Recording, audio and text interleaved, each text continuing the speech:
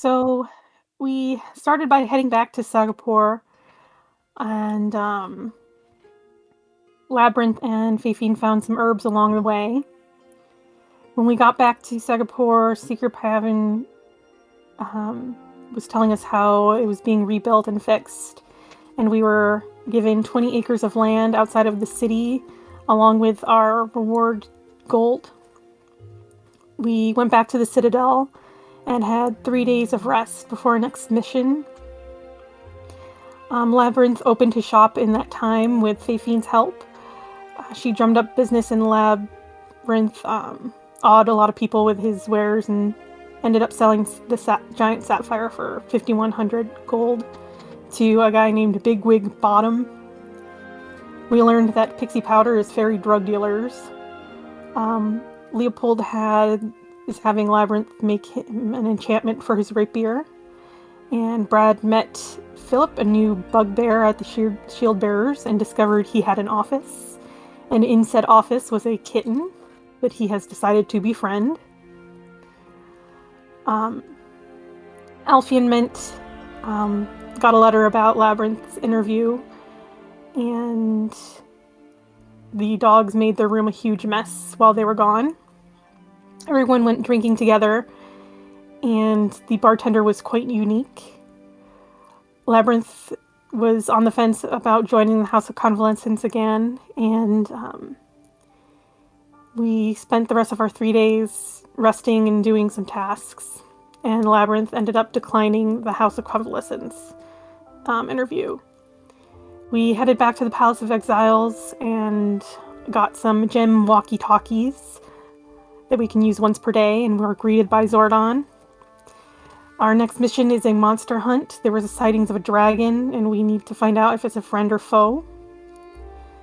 We traveled to Delawango Archipelago, and once there we saw bolts of lightning and saw a dragon with 6 wings. It dove towards a nearby town, and then after a sonic boom it vanished into the clouds. We entered the town, which turned out to be the city of Colipan.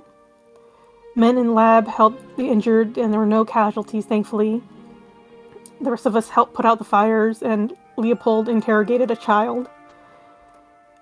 We found out that the creature is a Bakunawa, which is a lightning creature that's dragon-like and said to hold power over seasons.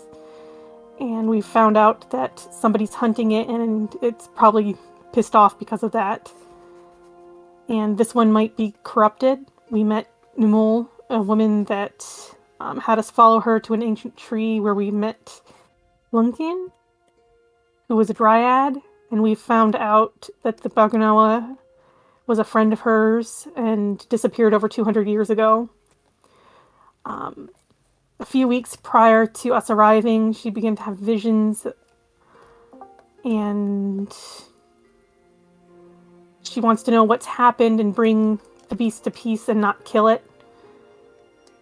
We found out the adventurers are hunting it for its scales and revenge, and we're unknown where they were.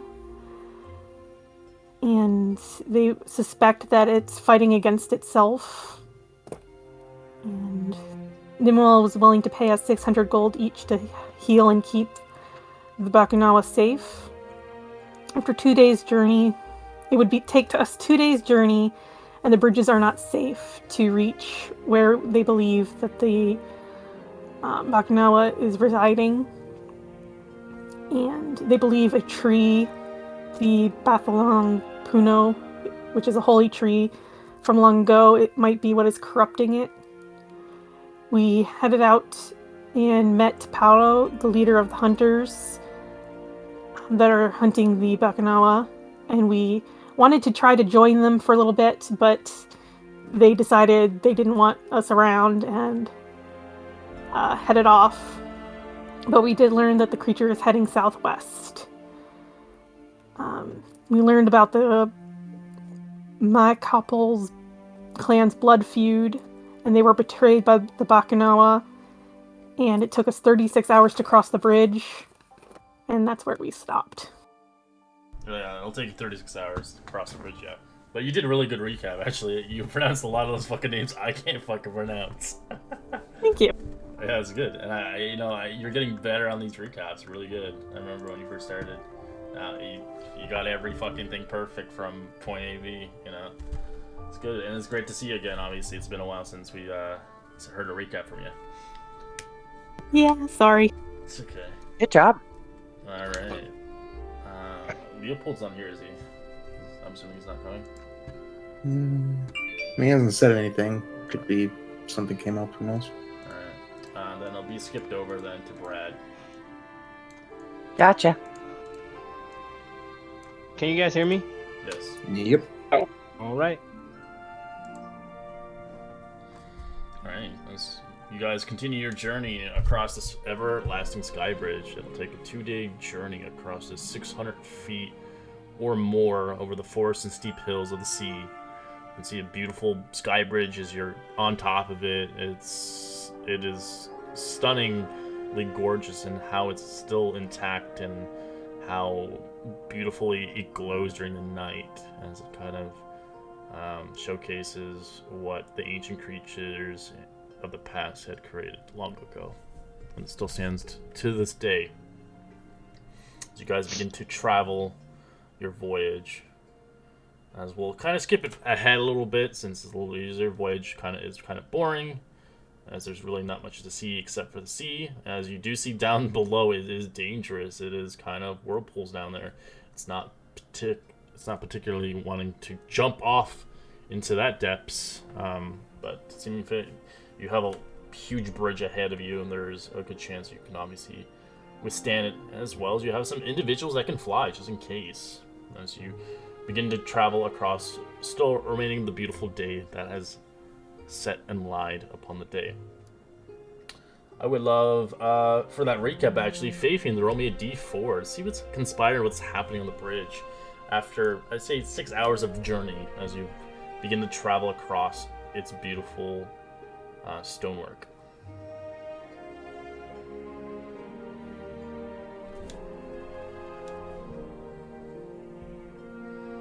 Alright. As you begin to travel, you do see rather an individual heading your way. You can see a curious, rather large giant beginning to move across it.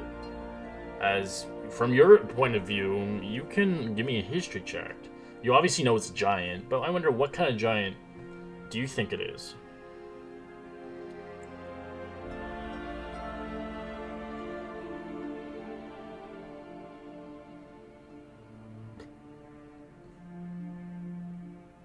Damn, these were some impressive rolls. You guys know it's a cloud giant as it hails you. Hey! Greetings!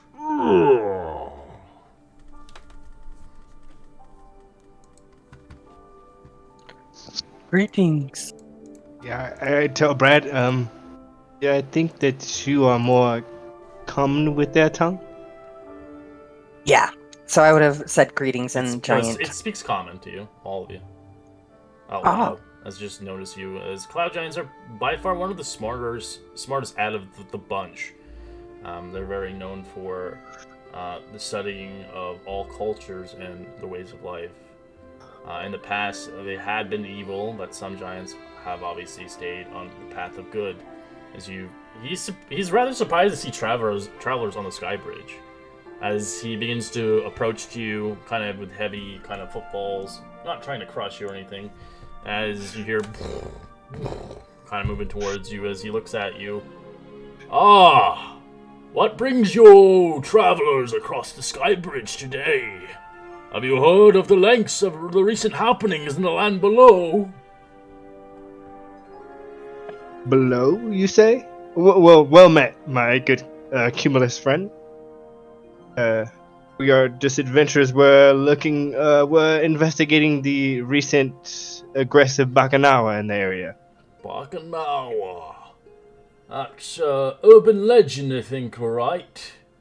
Haven't seen one with myself, and I should have in my years of life, but I am more of a hermit, if anything.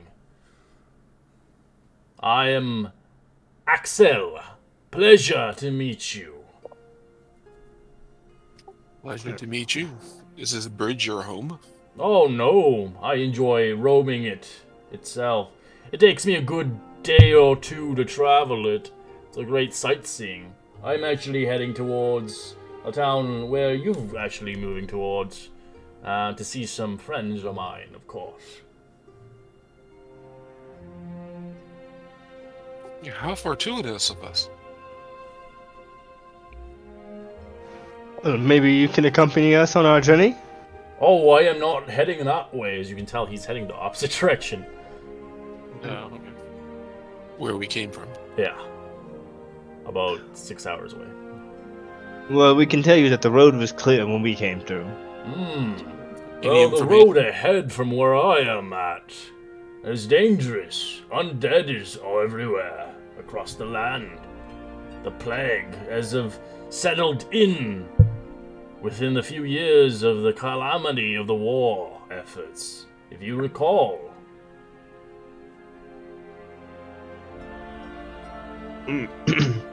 You'll have to forgive me and my companions were Oh, not you're familiar not from with here. local lore. Well, a war that happened over 200 years ago. It's not much of a big deal now, but some of the individuals haven't really left. I guess you could say the spirits still linger. Across the bridge 2 days from here, there's a rather interesting place. People are still trying to keep it still alive, and as they have many gods out there, many dead still follow them. It is sad to see spirits who cannot be put to rest so easily.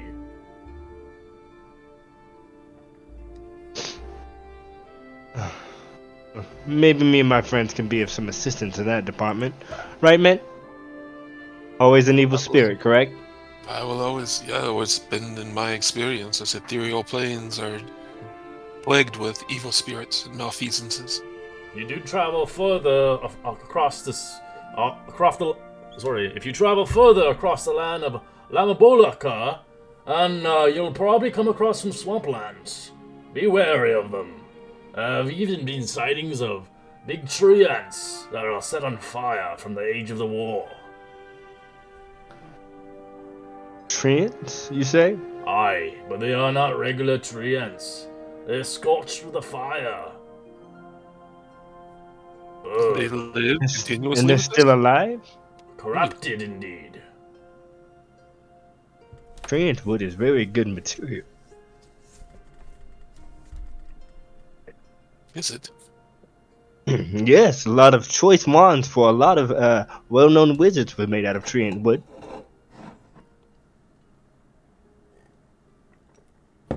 Interesting. Sorry to bother you. Have fun on your journey and stay safe on the bridge. There's obviously creatures that seem to lurk across the bridge scapes. Creatures that can fly, or even the dreadful elementals.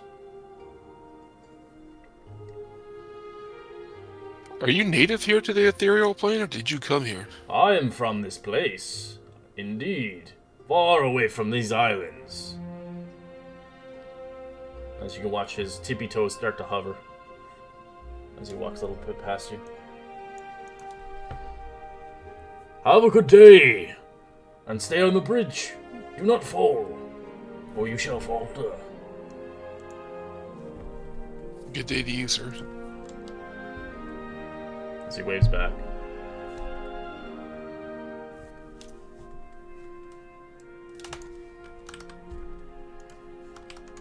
So there's no railing on this bridge, correct? It's 600 feet drop to the whirlpools.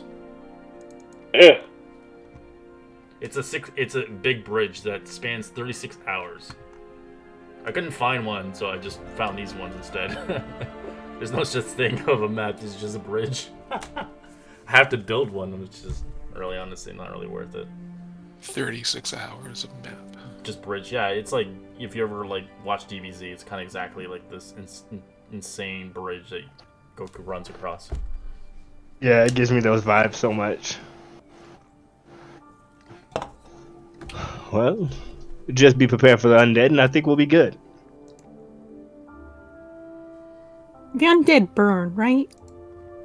I believe so, yes. Some of them are averse to fire, actually. Excellent. When we get that next time we rest, I'll change my spells. Okay. Well, we still have a few hours of daylight ahead of us, so just keep your ears sharp. And I'll send Clunk, like, ahead. Alright. Clunk 2.0? Yeah, Clunk 2.0, I'll send him ahead. I need to change his name from Clunk Mark 1. Mark 1. I'd like to go ahead and use my handbag of tricks for the day. See what I get.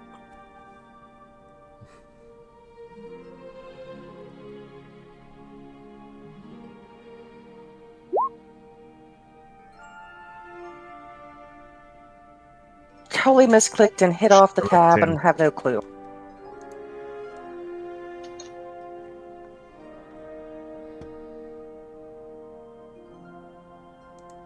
Technology. Love it, hate it.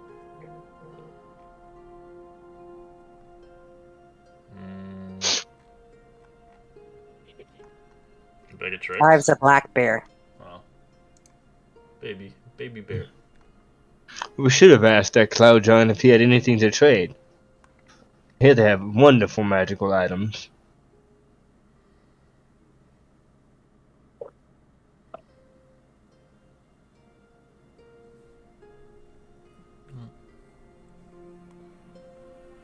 Alright, you guys begin to make your journey across the bridge further and further down the road. So obviously you're going across the sky bridge between Dialong Islands, as the bridge is well lit and gently magically lights do guide you during the night, obviously, so people don't get lost or fall off the edge. As eventually you do travel for another 6 hours, as after the 6 hours you find yourself rather dreadful tired and coming to a point of your legs kind of almost giving way as you're realizing this is a long-ass bridge. This is the first time for anybody to be on a bridge this long and not see the other end. Do you wish to continue forward or take a long rest? Rest. We should, seeing as we know it's going to be a 2-day trip anyway. Yeah.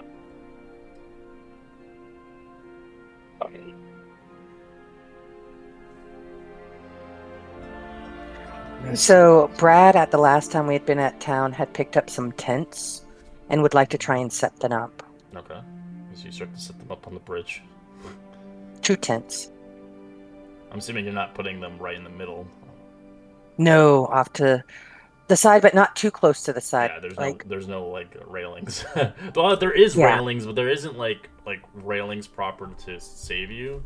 Some areas do not have railings of the age and of obviously the scarcity of this 1,000+ year old bridge.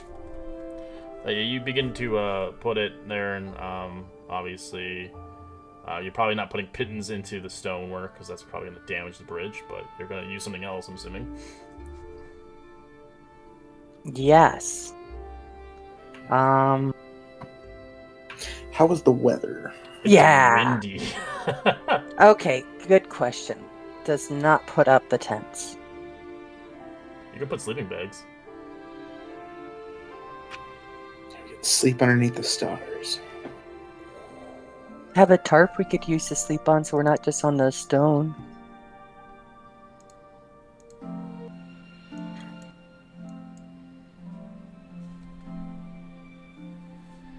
That works. Alright, tell me what you guys do as you begin to set up, obviously, for the night of sleep. Give me your watch orders, tell me what you're doing, what you're eating for the day, and of course, how are you actually organizing sleeping on this bridge, as it's rather a large span bridge. Obviously down below is dangerous, but the wind is... It's not aggressive, but it is windy for sure.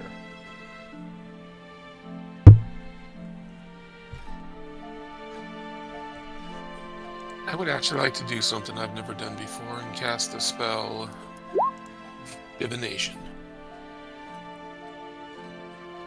So you consume 25 gold pieces. I have 3 blocks of incense, and I'll combine whatever else I need with it. So you're putting an offering to your contact or god or servant. Do you know who your god and servant is? I've been praying to Anubis. Anubis. You ask a single question. Alright. That can happen in 7 days. Are we on the right path to make contact with this?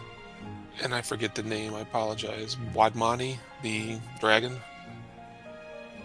The Bakana? Bakana. Okay, Bakana. Well, it has Or- a name. or- It's called Pangala. That's his name. Perfect. I'll ask if this is the correct path to Pangala. Will we encounter him on this course if we continue this course? So you set your incenses, you spend your coin, and you begin to channel and concentrate. Roll me a D100.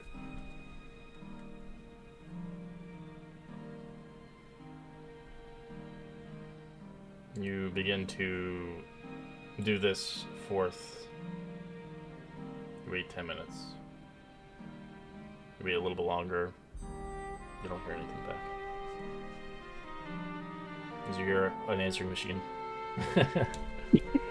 Leave your message here. You were close though.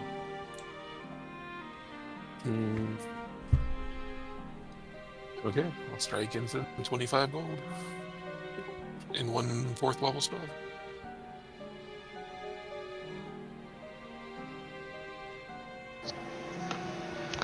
It's a shame our adjacent wizard friend isn't here with us. Yeah, I think he has something that'd be really helpful here. He'd hate sleeping on the ground. Oh yes, he would. Didn't he make that cool tent with the house thing? Okay, how come Yeah. you can't make that labyrinth? Are you a wizard? Yeah, but it's not the same school of magic that I specialize in. So you can't learn it? I could potentially probably learn if I tried really hard.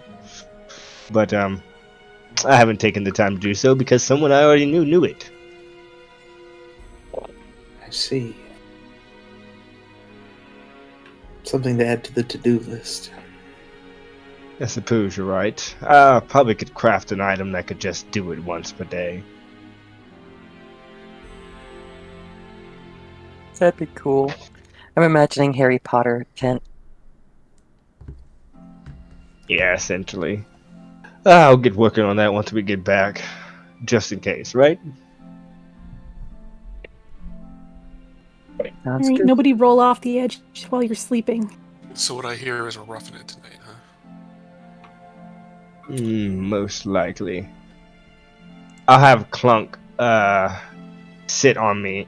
I mean, I use Clunk as like a base for me to sit on so I don't get blown away.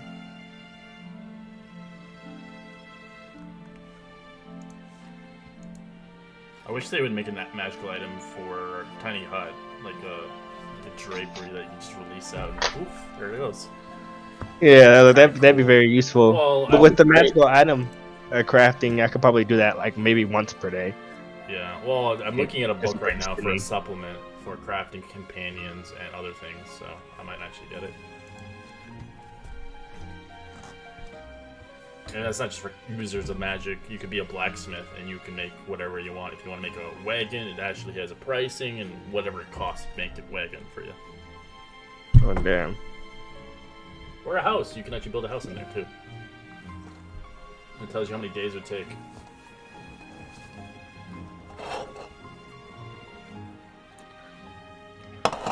So who wants what watch? I can take the first watch. Clunk will take my watch. And he starts to get ready for bed. Does Clunk take need to last sleep one. at all? Nope. And he has advantage on perception checks. So Clunk's gonna be on all watches plus one of us. Okay. True.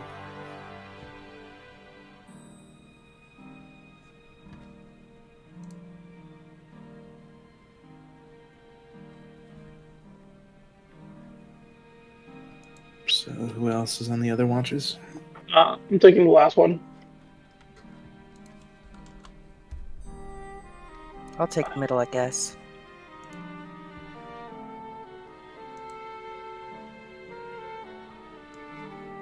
Yeah, that should be good enough. Give Mint to Clunk watch can take before Alfie. Clunk can tank one watch by himself, unless we don't trust him. Stark's still looking around for like anything to consume. There's nothing on this bridge. He's just looking around, and I told him not to try to eat the bridge, so he's just kind of upset that he hasn't encountered any rocks. So he's highly vigilant right now. Probably not for monsters, probably for rocks, but it works. I'm gonna eat this bridge. Why is this bridge breaking? Oh god. I think it would probably take a while to eat it anyways. Mm-hmm. Brad would try and pull out the tarp and lay it out. It's a 20 by 20 tarp, so probably folds it in half and makes it a little pad for us to lay on, hoping for a little padding, and pulls out a ration for everybody from the back of holding.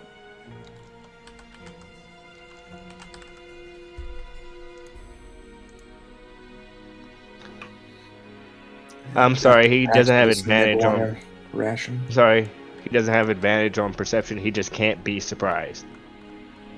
Period. Sorry, Pax, what was that about the ration? Oh, he's just going to start nibbling his ration.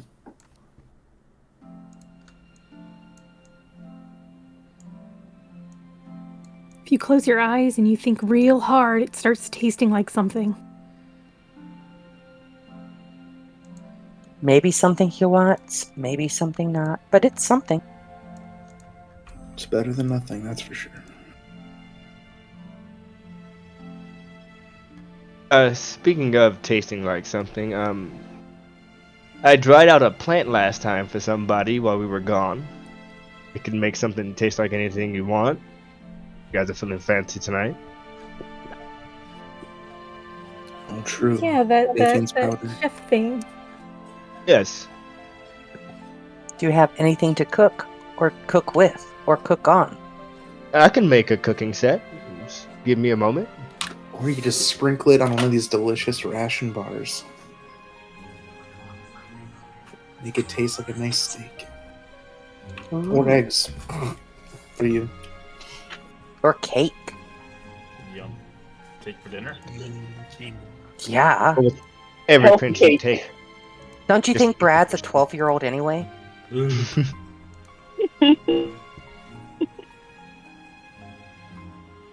I don't know whose it was, but I hand it back to them. It's like inside a little vial now with a shaker stopper on top. It was Fafine. I gave it back to Faith, and here you go. Thanks, I'll save it for a special day. Is everyone sulkily eating their disgusting ration bars? Mm-hmm. Yes. Yeah. Yep. Hey, Faithine, did you pick up a shift? No, do you want me to? Normally, isn't it like 10 hours, so I need 5? No, Four. it's 4 watches of 2 hours. Okay, You can, don't worry you about can it. double up if you want to. The Clunk can handle it, I believe. But if you need 8 hours of sleep, you can't take watch. Oh, Clunk seems doesn't need to easily sleep. Distracted. Robot. Would be useful to have someone doubling up with Clunk. Suit yourself. I will say that Clunk does need to shut down once in a while, almost like a sentient would. It's like batteries wise, but not like continuously like a normal Warforged would. Like his power cells would eventually burn out over time. Not now, but I would say down the road, if you continuously use them for watches, he might turn off. Okay. You need like a solar panel on him and just hope that there's enough sun for him to recharge.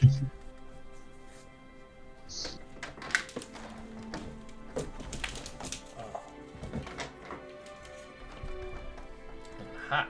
Alright, I gotta open my window now, it's too cold. Alright, who's on first watch? Roll perception and tell me what you're doing. Let's see. Perception. Not my best skill. 14, okay. And to kind of pass the time,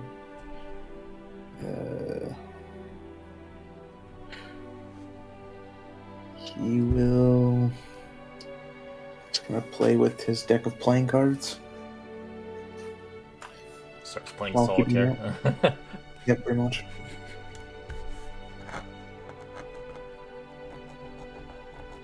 Alright.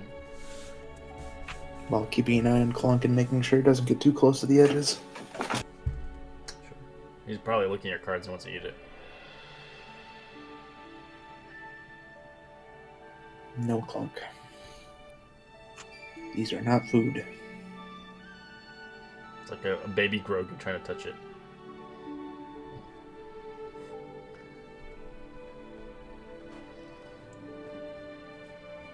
Right. Nothing happens, of course. 2-hour watches set aside. As you just can see the beautiful stars and beautiful, like, kind of comets that fly across them. As you start to yawn a little bit, looking around, as you see this big giant tent out, people sleeping in sleeping bags inside of it. As you begin to make yourself go inside and wake up the next individuals in line. I think Brad was next. So then I'll wake up Brad. Oh, okay, thanks. How'll it go? Very uneventful. I like the sound of that. And so I go outside and, oh, good night. Yeah, have a good watch. So he lays down and falls asleep quickly.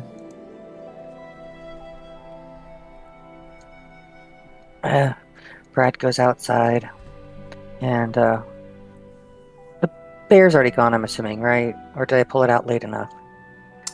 Bear's still out. Then I would cuddle up to the black bear. Once we're like laying next to each other, it's hard to tell us apart, color and if hair-wise. So I'm leaning up against Baloo and just checking everything out. I just picture one of those like storybook moments where you just see like a gorilla and a kid just looking like almost like outside the stars. Yeah, something like that. Jungle Book, Baloo, and a gorilla.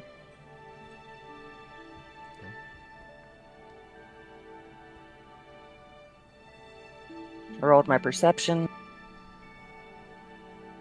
Nothing happens. You can tell the wind is getting a little bit more aggressive, but not like in a sensitive way where it's going to push you off. It's just you do feel like these heavy breezes.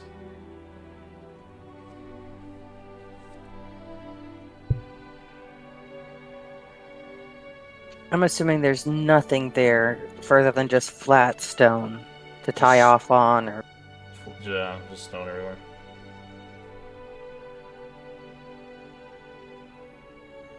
yeah. Goes ahead and goes and wakes up Mint.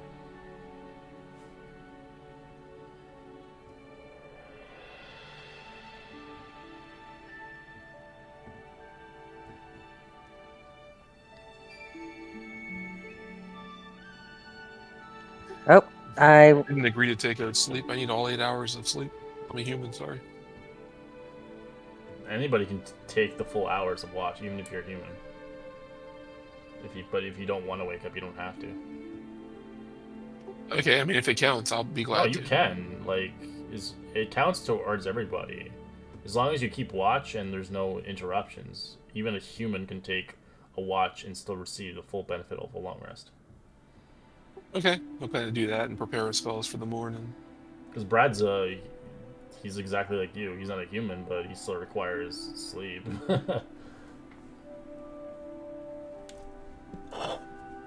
Okay, so he's got a well-used block of incense and a censer. He's kind of preparing his spells in the book. He's barely looking out, but he's on watch. So you're staying inside the tent? No, he'll stay outside and do it. Okay. Whereas the wind just blows around your stuff. Exactly. It's like Chaos.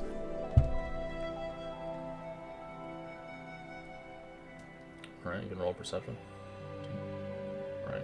Upon your watch, though, Mint, you do see some weird, strange activity in the distance. It's very hard to tell, but with your distance and perception, you can see that there are 6 globules in different directions. About, I'd say about, from your direction, I would say about 60 feet to 100 feet apart in the distance. As you see these weird kind of globules of wind in the distance. As you look at them closely, you can't really tell what they are, if anything, but they're there and they're hovering. Is anybody from the group awake, or is everybody sleeping? Just the robot. Long 2.0. Come and take a look at this, please. He takes a look. Scanning. As he starts to scan. Do you see He can wind roll an anomaly? Arcana check, actually. We'll see if he has his reader acts up or not. Oh my god! Are you serious? Okay, he doesn't have the Arcana check, so it's just gonna be intelligence. Correct. As he starts scanning the Oh my area, god, is that like a natural he 24? starts scanning the area as it begins to kind of give readings a little bit from his little box as it kind of reads. It reads kind of a primordial motes around the vicinity. It doesn't know what it is, but that's all it kind of censors up. Primordial motes. Could be anything, right? He will wake up Labyrinth. What? Wait. It's eggs. What? What is it, Clump? He points in that direction. Yeah, you can look on his little thing. You can see it has a medium reading of it. Of 60% out of 100. We should probably wake everyone up if those things get any closer. Do you know what they are? It's reading primordial energy, and primordial energy usually isn't good. It's not. It's either, I think, dragons are primordial and elementals, if I'm not mistaken. As elementals. And neither one of those things are easy to reason with if they're heading our direction. Okay. So I'll start waking people up. I just went to sleep. Yeah, we have to have eggs later. It's a shame.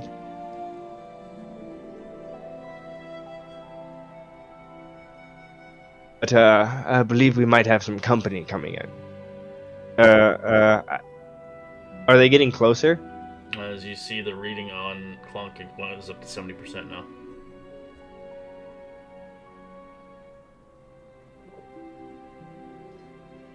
And you can hear the beeping of his little sensor.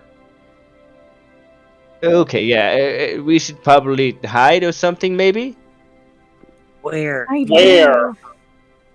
It's, any of you turn invisible? We don't do that.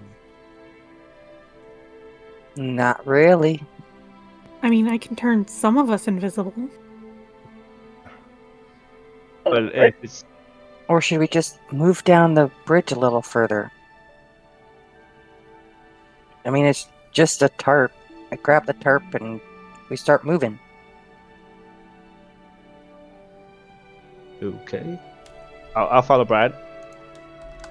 I mean, they're not going, like, aggressively towards us, like, rushing at us, are they? No, but they're getting closer.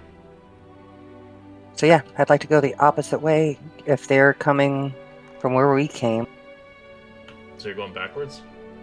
Yeah, the opposite is where we came from. Oh, But we're gonna have to run into them eventually, no matter what. Yeah, just get dressed up and hopefully they're friendly. As you see, it's reaching critical 85%. I don't want to waste a spell if nothing's happening.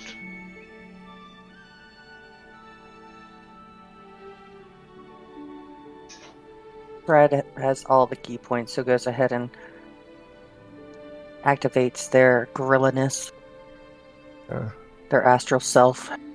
I'll actually cast flame arrows on a quiver of arrows. The wind kind of picks up in pace as the wind is a little bit aggressive. As this wind is aggressive, there are obviously disadvantage. Anything that, if you have arrows, just regular blunt arrows, they're disadvantage on these rolls.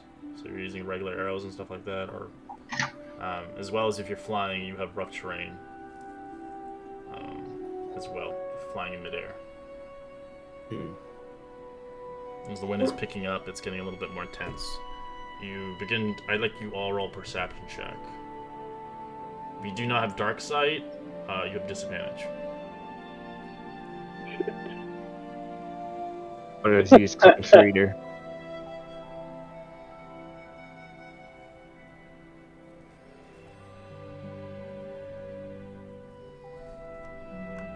Alright, Brad, you do see the globules moving closer in. They're about 60 feet away from you. As you eventually see their bodies starting to morph into something, as you see more of a cyclone creature, as their eyes begin to spot out as they blow heavy wind, as they begin to move in your direction, as we're going to a battlefield. I'd like you to roll initiative.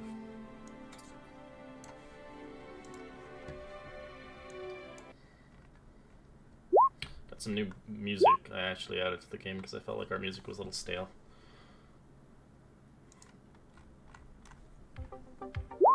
Well, thanks for keeping everything, classy and new. So fresh and so clean.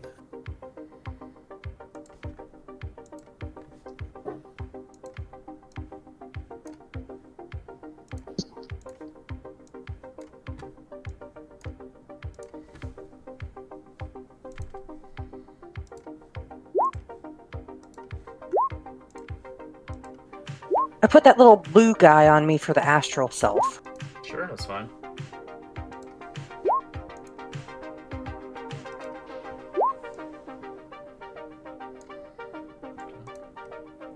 Already in? Yep. You got a natural 20, anybody, or no? Yep. Elemental is gonna move.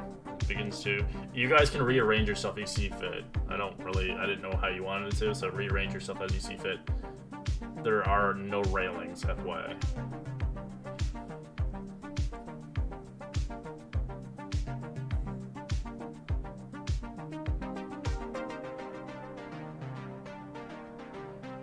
Okay. You done? It's like Tetris all Sure. over. Okay, this thing is going to move as it starts to fly towards you. Or hover, in a sense.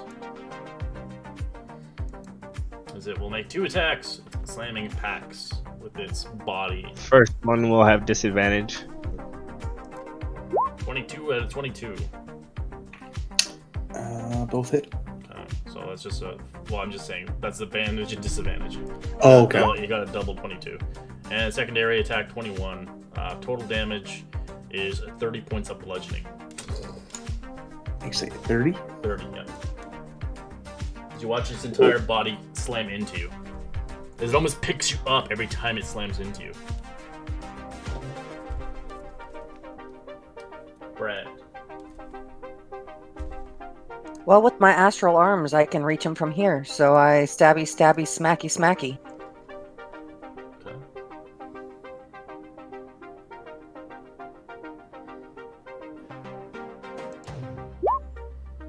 Alright, that's it. The 14's a miss. 14's also miss. Are you using your... I did. Key point Key point. to Ultra. Yep. Flurry of blows. Okay, 16's a hit. As your punches are magical. Si, senor.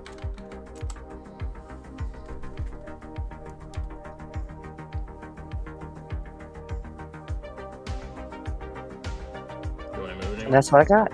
Nope, there's not really anywhere to go. As Elemental elemental begins to make its way. It will begin to fly 90 feet. Crazy. It's gonna pick a target. Going for Clunk.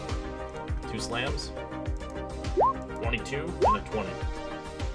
Both hit. Take 29 points of damage. So it starts picking up the robot and almost like begins to like try to rip its armor off. As you can still hear the sensor of Clunk going off. All right, I'm going to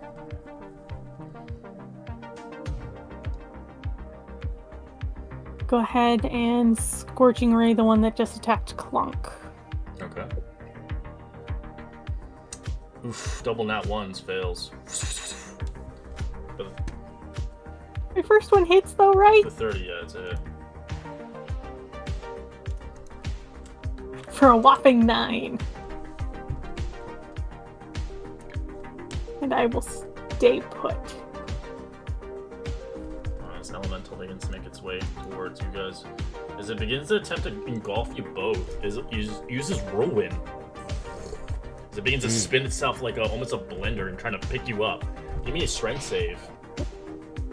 I go ahead and enact my Sentinel. So when a creature within 5 feet of me makes a attack against a target other than It's me. not an attack, it's an ability. Dang it. And he's not within 5 feet. But I have a 10-foot reach, and with my Astral I have 15. Oh yeah. It is Okay. 15, yeah. It's just moving its body towards you. So you can obviously make an attack, but you won't be able to. You just won't be able to stop its ability.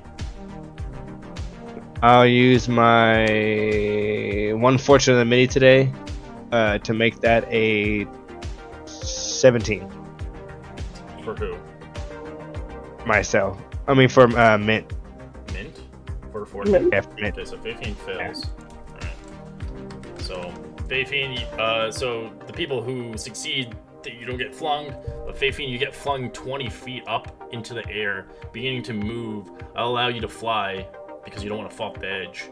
As you begin to move 20 feet in the opposite direction, as you begin to spring your wings out, is now you're in the kind of rough terrain, as you're considerably about 10 feet up in the air, I'd say. As you do take the damage, it just flings you. For anybody who obviously succeeds, you take half as much damage. Do I get flung somewhere? You don't get flung, you just take damage, but you take half of it. It's because you're spinning inside of it, so you're getting hit by intense wind force, kind of. So, you guys in the success is 6 points of bludgeoning, and then Fafine, you do take the 12, but you get flung, as I'll say, you're over here somewhere, as you are spreading your wings out to keep you from falling off the edge. As now you realize these things have the capability of flinging you off the bridge. Yes, of course I would. This one will begin to make its descent as well. So it moves in 5 feet. It does absorb into multiple creatures, as it will use its whirlwind. I'm safe. Strength save. Alright, you both succeed. As you do not get flung, but you do take the damage. Take half of that, you take 4 points of bludgeoning as it knocks into you. Obviously, being inside the creature, it is very hard to kind of breathe because you're having constant wind, so obviously I wouldn't recommend staying in it. You're not stuck in it, but it is like a vortex of wind. It's like, woo, kind of thing. Almost like a fan. I'm gonna move then. And attack it twice. Okay.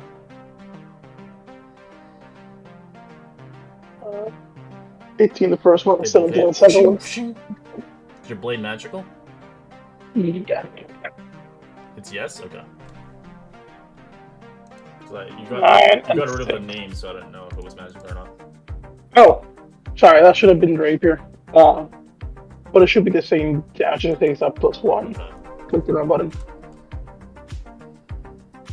it should be on the 7. Not bad.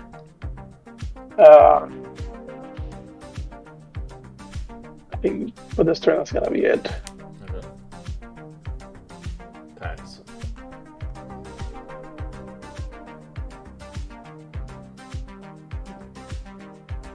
Let's see. I'm going to cast Spiritual Weapon, then attack the one in front of me. That's a hit.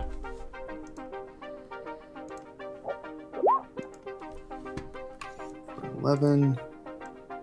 And then I will attack it with my maul. I'm assuming yours you're hitting, right? Yeah, this one. The one right in front of me. That's a hit. 19 with the crushing maul as your maul begins to slam into it. 1 second.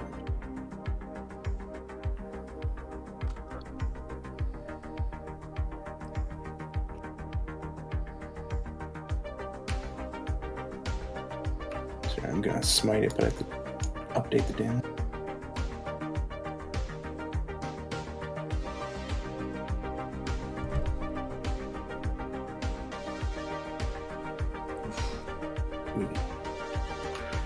For 16, and I'm gonna go again.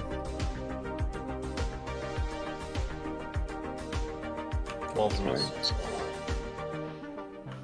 Alright, and that'll end my turn. Alright. Next elemental begins to make its descent. So it's right here.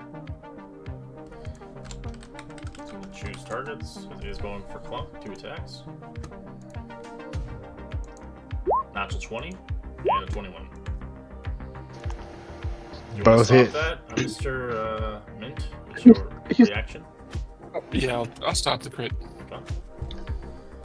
Alright, so you don't take the crit damage. You do take, obviously, 2 hits. Your total damage is 25 points of bludgeoning Clunk. All right. As this one begins to make its way towards Faye Fiend as it begins to elevate 10 feet and slam into her with 2 slam attacks. 26 and a 14. They both hit. Alright, you take 27 points of bludgeoning as you watch the pixie just get slapped around in midair.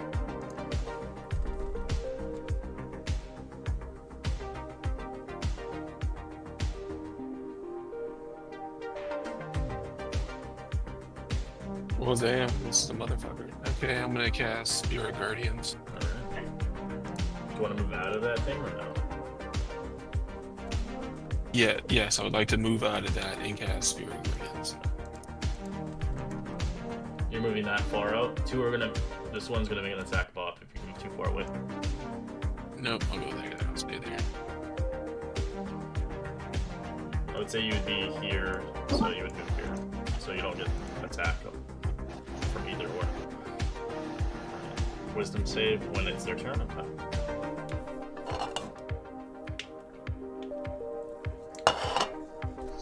And let's see. Okay, I got 2 different ones on me. Okay, no problem. That's my turn. Labyrinth.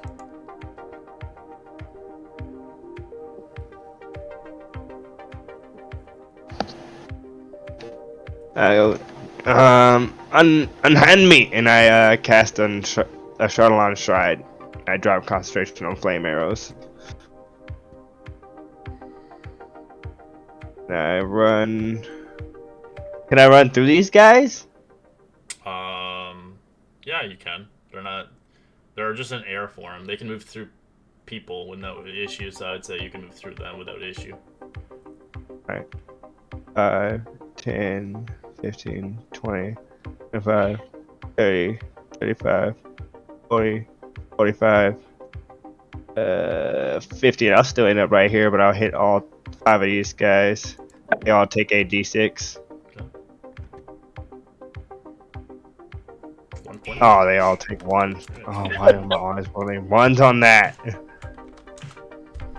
And then I have disadvantage anyway, so I'll swing at the one I'm inside. That's it. Whooshing. Whooshing.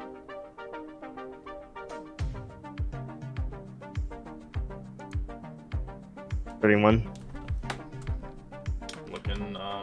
already heard. That's the end of my turn. Alright. So didn't like that. As it turns towards its attention towards you, Labyrinth, it slams you twice. Natural 20 and a 16. Do you want to stop that again, Mint? You got Yes, I will. Refresh. Alright, you remove another one.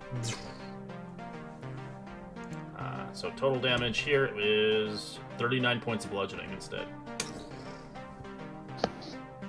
What were the attacks? 30, natural 20 to 16? Oh, sorry, yeah, 16 doesn't hit you, my apologies. 18 only. Right. Forgot your AC is Take insane. that. Oh, it's only 17.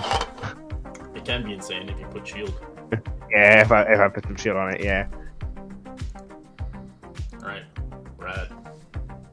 I use my spear and stab the guy that Labyrinth is attacking. Okay. 19's a hit for 7. Still up? Yeah. Second spear attack. You pop it as it disappears. The wind elemental just fades away. Take that! And then I reach over and smack the guy to the other side of Labyrinth. Okay. 15 is a hit for 9. I'm gonna use a key point to do my multi-attack. Okay. 2 more punches. Natural 20, nice. And a 15 as well, nice.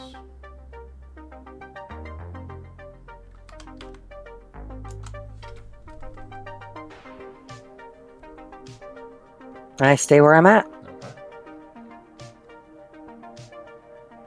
And this elemental is eager as it's going to actually envelop the 2 of these guys. I'd like Clunk and Pax. Roll me a strength save. As the vortex begins to spin. Let's see. Wow! No! You gotta be kidding! Oh. Ugh. No. Anybody can do that? Help them out or no? Guessing not. It's natural. You gotta be kidding me. Ugh. Alright. I can't sentinel it. 16 points of bludgeoning damage if you failed. If you succeed, take half as much, so 8. As, That guy's 1 hit point. I'm actually going to choose what direction you get flung in, so let's see. 1, 2, 3, 4. Anyway, I can use my sentinel to grab him instead of smacking someone. You can't, sadly, for this. If he falls off, I think I can save him. Alright, so you get flung 20 feet away from the elemental. As I chose the direction, it is to the far left side. So you can move 20 feet away as you're flung.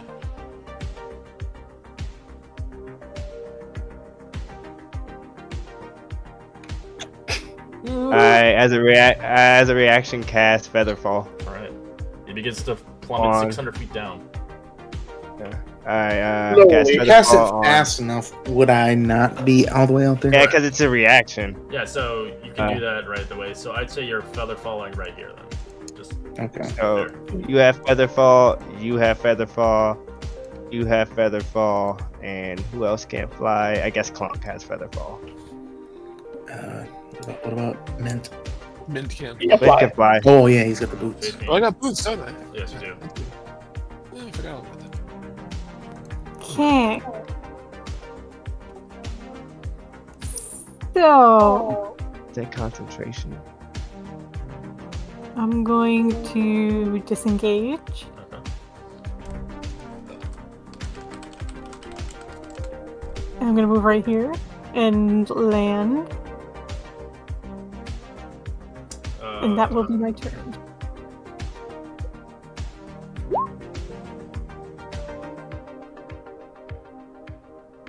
It doesn't say it's concentration featherfall. I think it's just it lasts a minute until they use it as a reaction.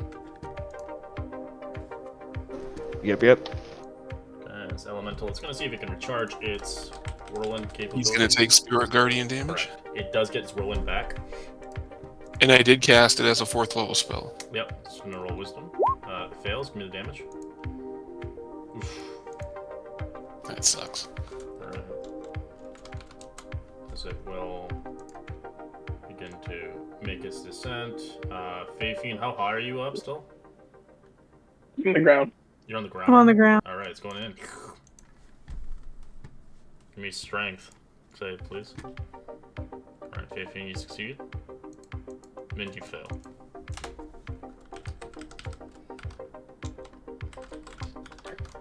Take 17 points of bludgeoning damage if you failed. If you succeed, take half as much.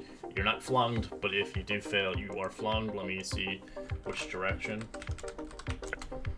You're flung to the west side, so basically the left side, 20 feet. You can use your feather fall, of course, as a reaction to obviously stop it, so you can be on the edge if you like.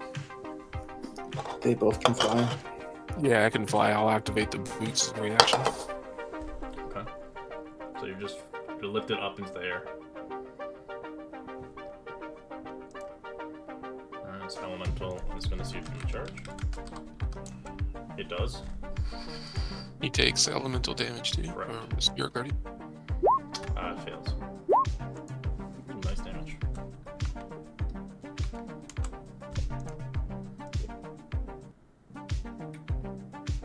So it's gonna go between you guys as it gets a little bit of both of you. Roll me a strength save. You both succeed. You don't fall. You're just kind of taking some damage, but half as much. 20, half to 10. Bludgeoning damage. Alright, Alpha.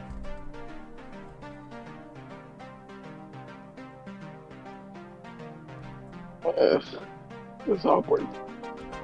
You can tell what they're trying to do is it seems to be kind of working, but it's dangerous. Smacking it twice. Well, let's try once. The proper weapon. Alright, Rapiers 15 is a hit. 10. Second attack, I'll give it to Lab.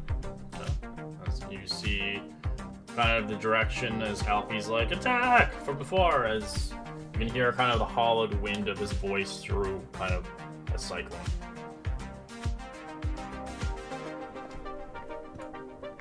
Alright, that's it. 21. I'll get you after you do it.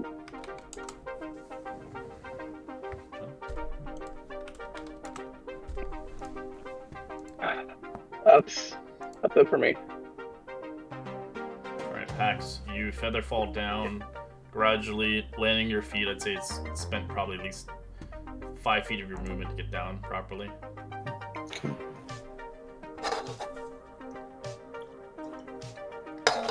Going to attack with my spiritual weapon. That's it. Shing. 9. I'm going to run up and attack it. That's a miss. And we'll go again. That's a hit. Going to Divine Smite it. 26 damage. Still alive, but very hurt.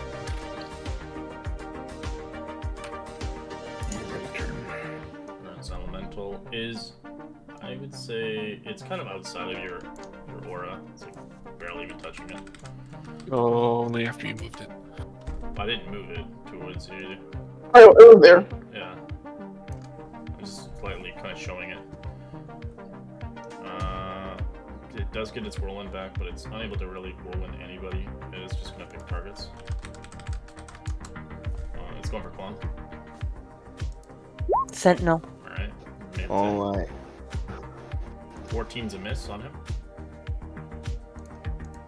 Second attack. It doesn't matter. I'm just blown away.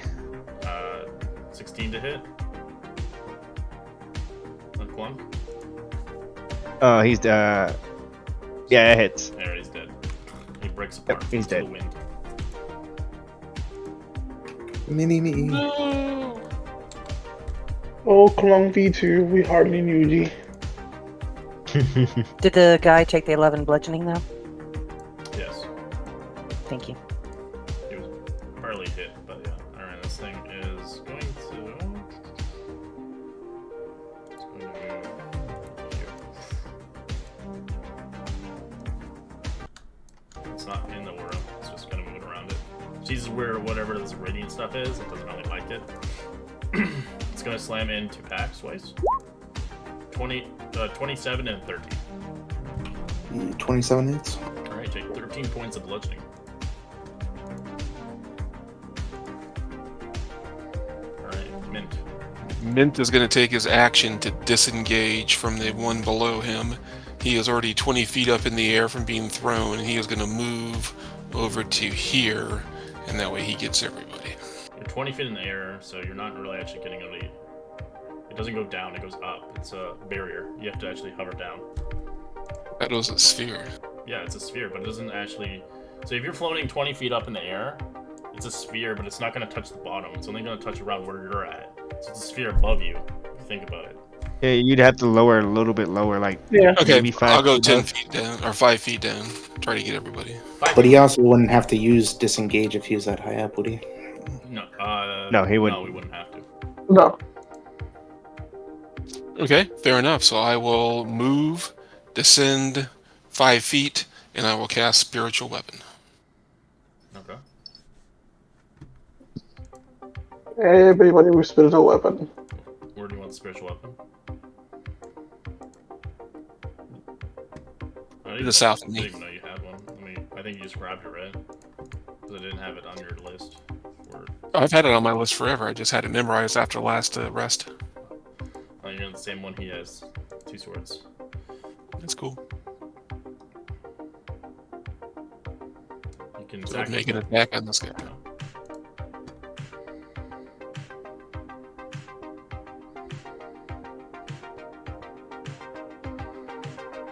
That's it.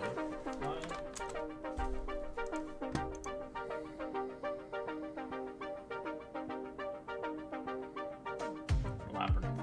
You saw your creation blow up within only rebuilding it after a few days. He curses and he spits on the ground. I'm sorry, I forgot. I've been concentrating on something. I've been attacked twice, so let me roll those 2 cons. You're fine. There we go. Alright, I will go to this guy. 5, 10, 15, 20, 25.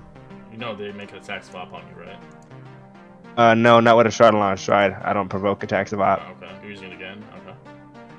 Yeah, it just stays. That's what I was concentrating on. And I get up to this guy, and then I take shots at. Oh, let me roll the damage first. They all take 1d6. So they all take 5 points of fire damage. Yeah. I take shots at this guy.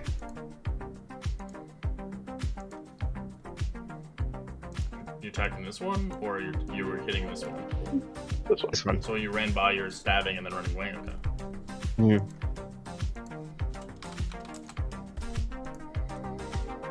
24. Still alive. And that, as a bonus action, I will give Pax the help action, and we will both get temporary hit points. 1d6 plus 4.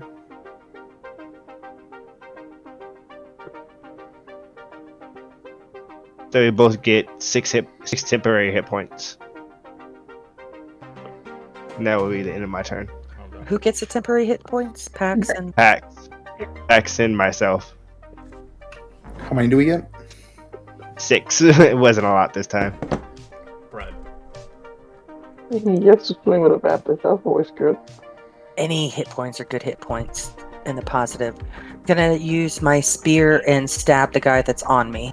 Okay. That's a kill. Crit. Instead. Turning around to the south and stabbing him with the spear. That's it. Still up. Yeah. Smacking it, or doing the unarmed attack of 2. The flurry of blows, sorry.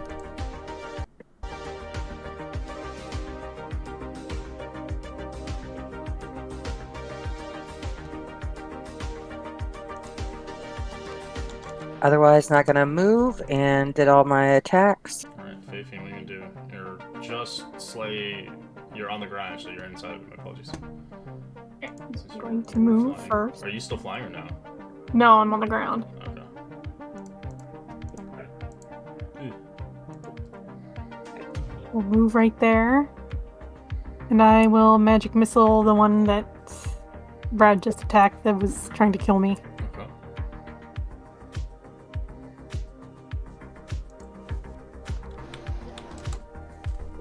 Alright, this one is gonna take the wisdom save. Fails, give me the damage. Mint.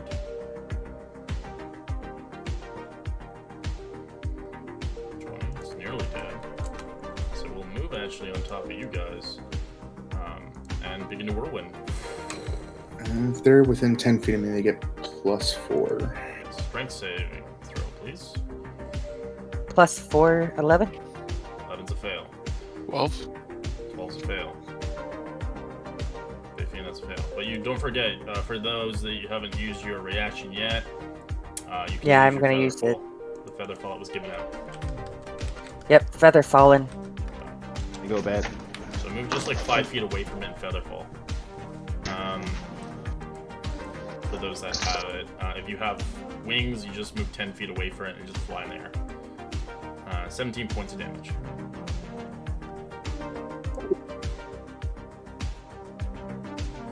Oh, Feifi's down. So Feifi, you get flung in the air. As you fall down, I'll be nice that the feather fall lands you without obviously giving you a death save, so you can move yourself down over here. I didn't get feather Oh, fall because I can fly. But you're flying. Shit. So you do Well, no, take- I'm not flying. I was on the ground, but I didn't get feather fall. You get flung though. That's the thing. That's what. So Yeah. when you fail, you get flung. So you do take a death save. You get flung over here. Actually, 20 feet away. And let me actually roll which way you get flung then. If you didn't get it, that is actually behind you. So you're lucky. You flung yourself 20 feet over there. All right. As Feifi just gets flung, taking a death save on impact. And for those that had failed, just move 5 feet out. So move 5 feet out. Let me behind, so where Brad is, so around that cube or something. Say a little bit more. Right here, should be fine. Okay, Alfie, what do you want to do?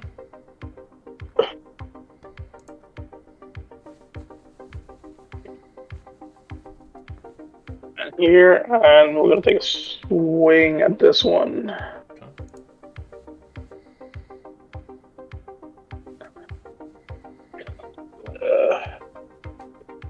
That's a hit. 9, It's dead. 12. Thank God. And second attack on. Actually, I'm gonna like take the second swing. See if we can agree with that one. I think it's at 3 damage. Can't reach that one, but I'll attack this Yeah, one. I know you can. That's the one next to you. No radiant damage that one. Which one? This one? This guy. Yeah, for 15. 15 total.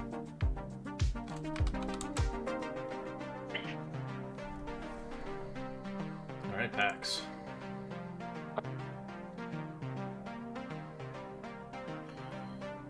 Right.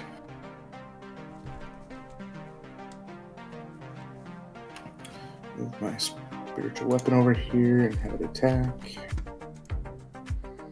25. That's a hit. 10.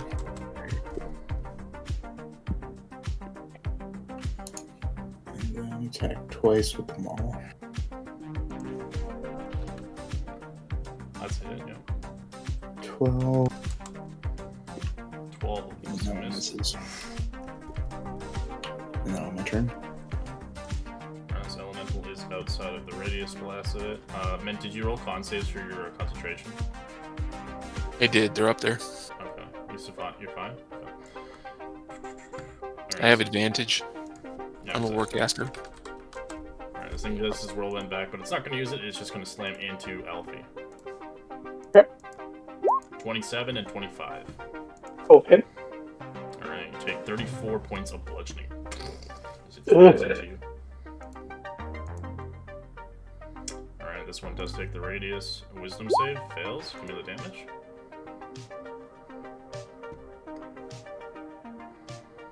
Nice. Alright, still alive. It's very hurt. It is actually going to move in slightly and begin to whirlwind vortex both of you. Strength save. That's a fail. That's a success. Impact was overcompensating for his 2 nat ones. I know. 22 points of damage if you failed. Half as much if you succeed. And the distant direction is behind you, 20 feet. Labyrinth. No, behind No, you. it'd be- This No. I'm sorry. Yeah, you cast Featherfall on yourself, right, or no? No. Alright, so you do plummet down as you're flung. You do take some damage. Can I activate my? Nah, I wasn't flying when it happened. Right. So. You take 8 additional bludgeoning damage as you're prone. So it flings you. It's its turn. Alright, Mint. Okay, so first off, I'm gonna have spiritual weapon attack guy here. Okay. That's a hit.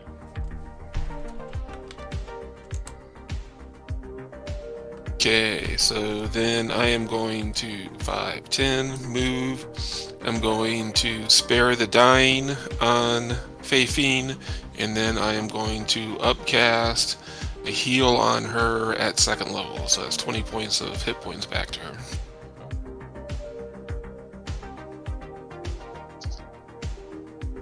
Said 20? Correct, 20. $20. So I moved 10, so I'm going to move 5, 10. Right there, and that's my turn.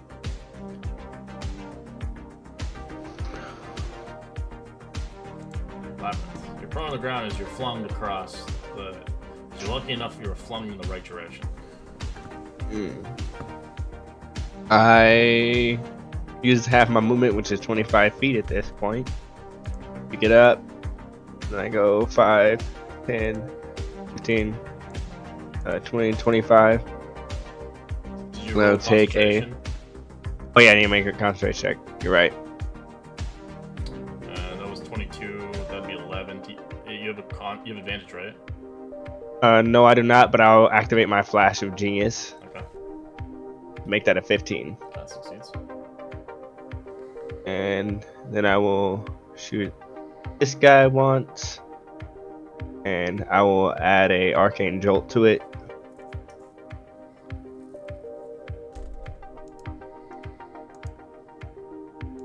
So he takes 10 more force. I turn to this guy. Shoot him That's a hit. for 17.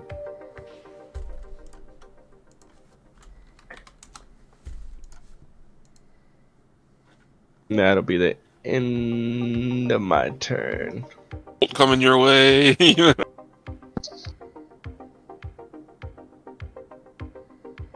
Okay, well, that was just random. And I am going to use my spear. No firebolts. I have no firebolts. Alright, 13. 17 for 9. And just a standard smack. I think you like this character more than your Firebolt character. Oh no, this guy, yes. Much better. Brad's better than Cyrodiil any day. And I'm gonna go ahead and step in front of Labyrinth. Yeah, why you keep going in front there? Ah. Alright, Beefy, you're prone on the ground. What do you want to do? I'm going to stand up, and I'm going to magic missile the remaining one. Okay. Alright, it's looking pretty fucked up.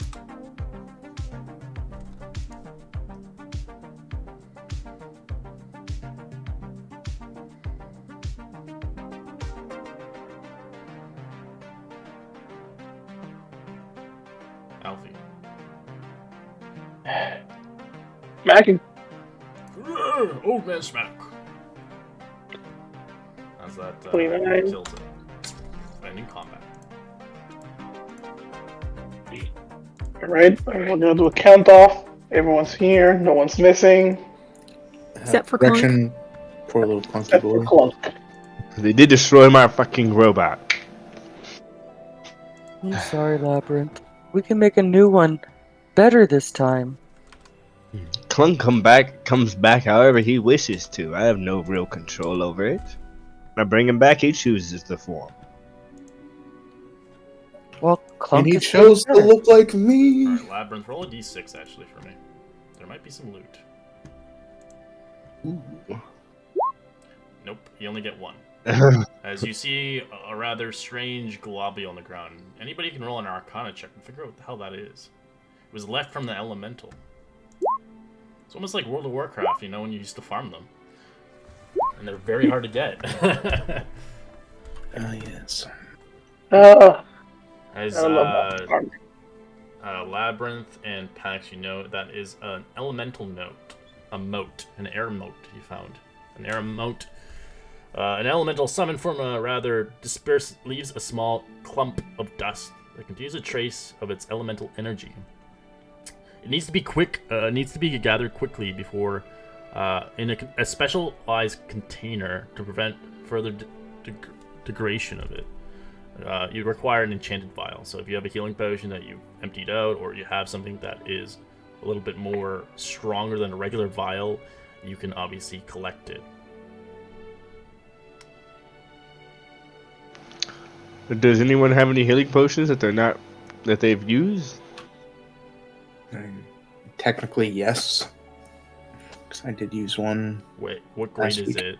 It has to be at That one least is a one, yeah. greater or higher. It can't be a regular one. Okay. Otherwise, I do have some graders on me currently, but I was hoping to save those for. You A do rainy see it slowly day. kind of disappearing gradually. You have moments. Quick. Brador uses one from the haversack. There's a greater healing potion, hands it to Pax, pours it down his throat, and gives it the vial to Labyrinth. Okay. Okay. Just take it. Take it. Alright, as you quickly begin to put it in there quickly and cork it, as you have now obtained an air elemental mote. A mote of air. It's worth 100 gold pieces, it weighs 1 pound, and you can craft an elemental gemstone out of it with more required ingredients to make it. So you can make one of those Oops, that was gemstones that you mixed. have that you can break on the ground and summon one, but you require some more ingredients to make it. But you've got the hardest core part of it, which is the mote. 14 healing points to Pax. Oh, you did. Okay. 14.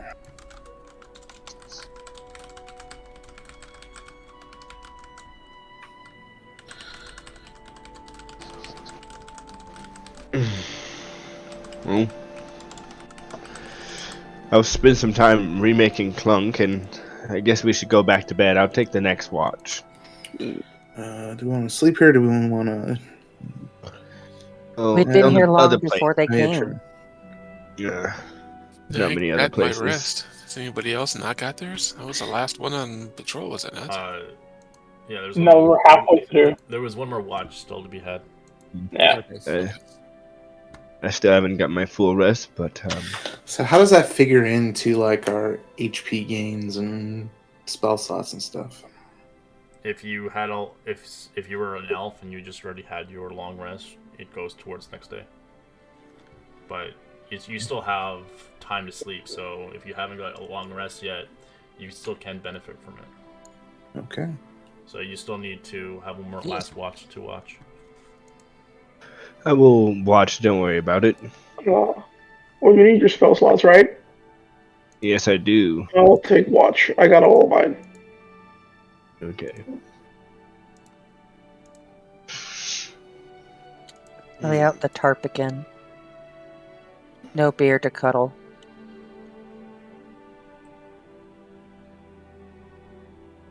Kind of sad. I forgot about the beer. Mhm.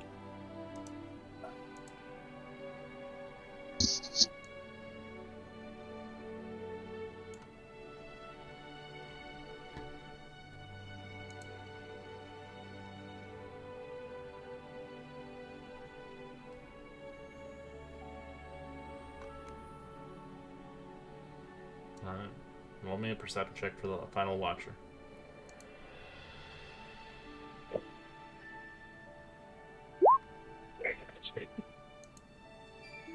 Not great.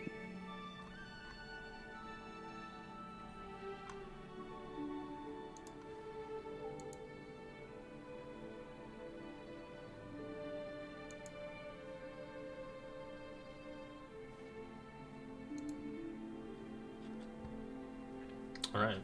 Your watch is uneventful. You do take your long rest. You do replenish yourself.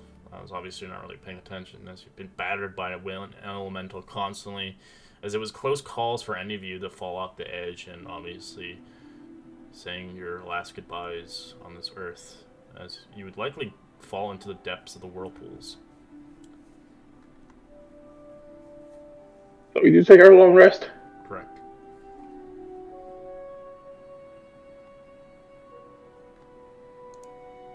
Neat. Is there a long rest button? Yeah. There is. Where's it at? If you go under edit and let me see if I can remember where this is.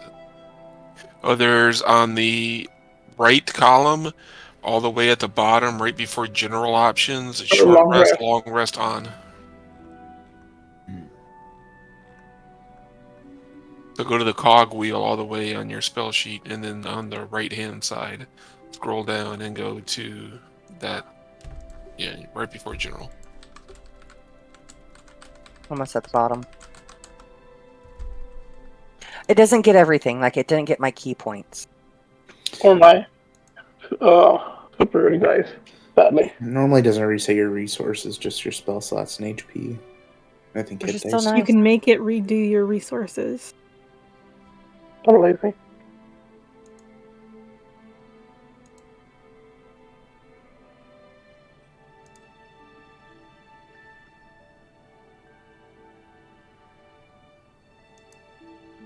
Oh, wow. PC just froze. Oh no.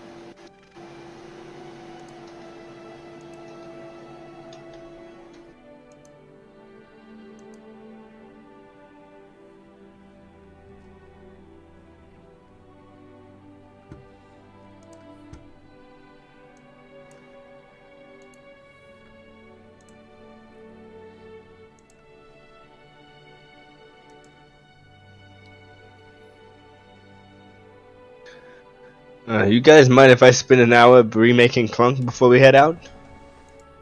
It's worth the time, I think. Yeah. Yeah, sure. Definitely worth it.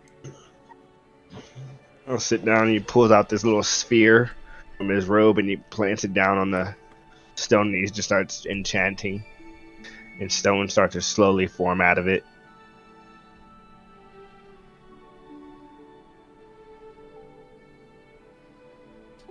I'll make a nice cuppa.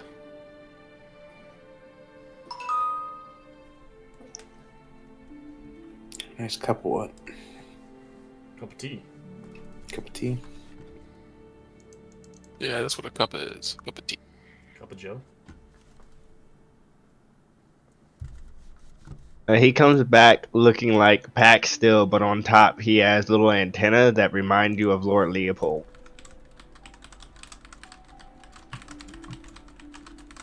Welcome back, little buddy.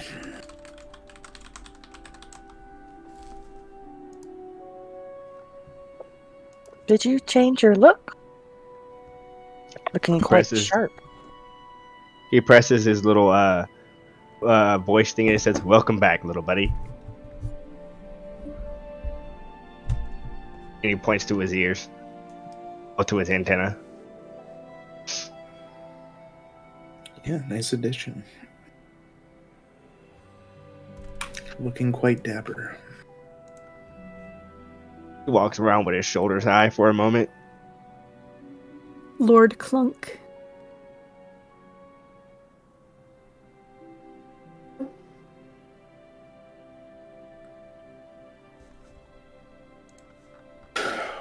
Well, say we get off this bridge before we find ourselves nearly flung off of it again.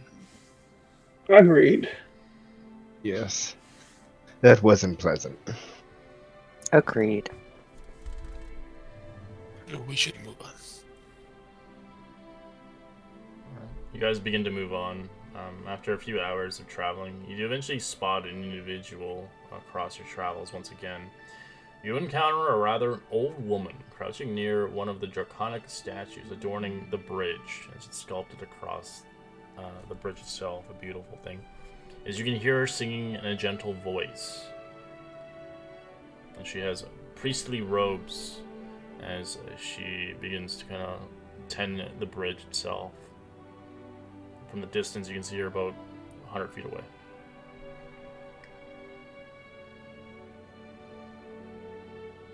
How did an old lady get here? I don't know, but Alfie should go talk to her. He likes old ladies. Wishes ahead. He has a wife. Does that mean he doesn't have friends the same age? Yeah, I believe maybe- Alfie is a taken man. Maybe Yeah. he's seen her around the retirement home. Who knows? Did she have any kind of religious iconography around her? Any kind of symbols or anything? Nothing. Just adorning kind of a priestly look. It's hard to tell if she is a priest or not, but she's just humming towards herself. She's just looking and tending the dragon's kind of statuettes.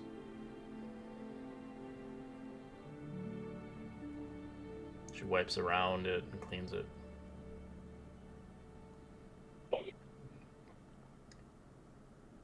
I walk up and I let me. Can I help you with that? She looks towards you with pure essence eyes. Almost looks like she's blind, but you can tell she has pupils as they look towards directly at you. I am good.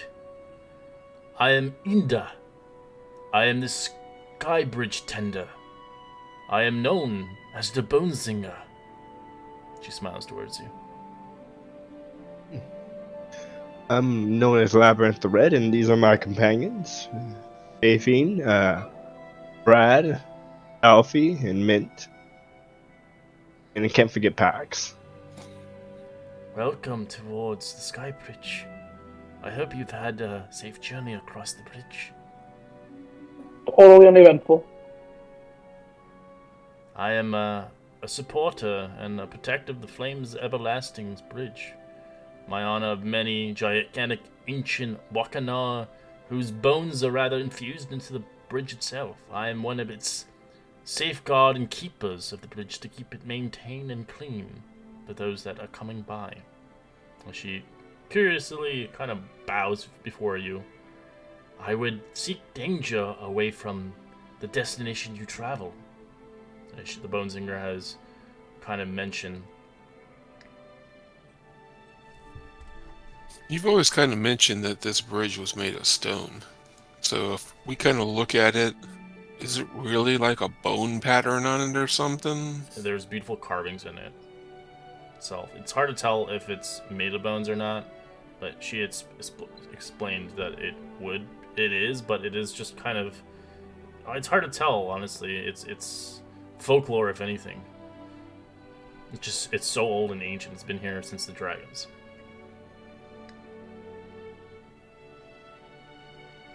I would be wary of the dangers ahead towards the next isle you arrive.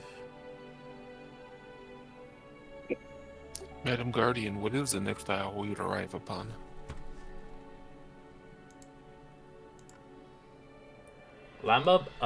Lambakluha is the island you shall be trekking across on the flaming everlasting sky bridge.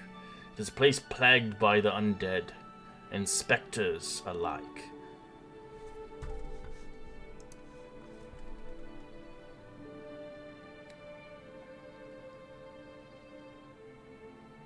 I'm surprised you've left Kalapang to come here. Is it mindful undead? Is it somewhat sentient undead? I do not know. I do not wallow into the groups of them. The gods have been fending them off for a while now, so they do not cross the bridge. Contamination in that isle is very dangerous indeed. What exactly is this bridge made of? Sorry? What exactly is this bridge made of? It's made of the bones of the dragons, I believe. Infused with stone and magic.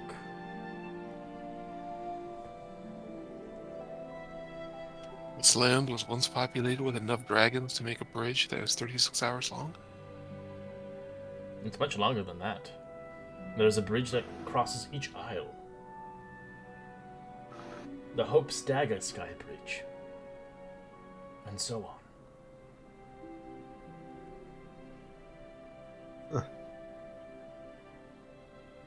He'll kind of turn around and look back at the rest of the group and like, this is unimaginable. This many dragons, could you imagine? Well, they said they were plentiful in the land before. They've But, offered their bodies to build us a bridge so we can all be together. When they passed, we allowed many of our ancient cultures to build the bridges. They taught us secrets in magic long ago that has now been forgotten, sadly.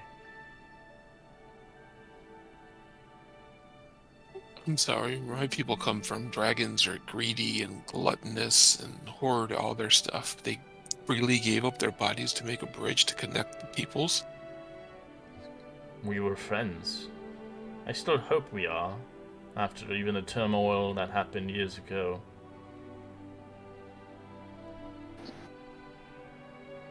What turmoil do you speak of? The war. The war effort that happened amongst the people. The clans. And the dragon didn't show. To save the clans. Having a bloody warfare.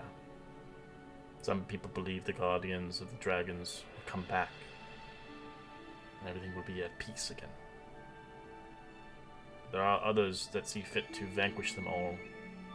And have the Day of the Man be the ruler for the future. Generations. But I'm just a keeper of my song, if anything. Madam Guardian, in our brief time here, we have encountered both factions. Somebody that wishes to burn it down and someone that wishes to lift it up. Where do your allegiances lie? I do not have any legions. I am a neutral party. I do not choose sides. My job is to be keeping up the bridge till the day I die. So if we told you we were walking through to burn it down on the other side, you would let us pass? You would destroy this bridge? I didn't say that. I said theoretically.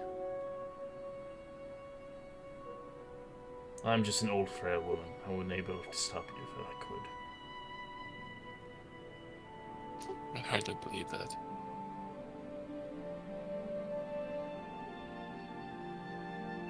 Have other people come before us? Are we the only a group of men with horses about a days ago. With what? I'm sorry?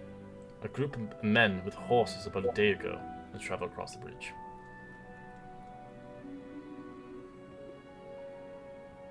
And they made it towards the section with the undead, as you told us? I'm assuming so.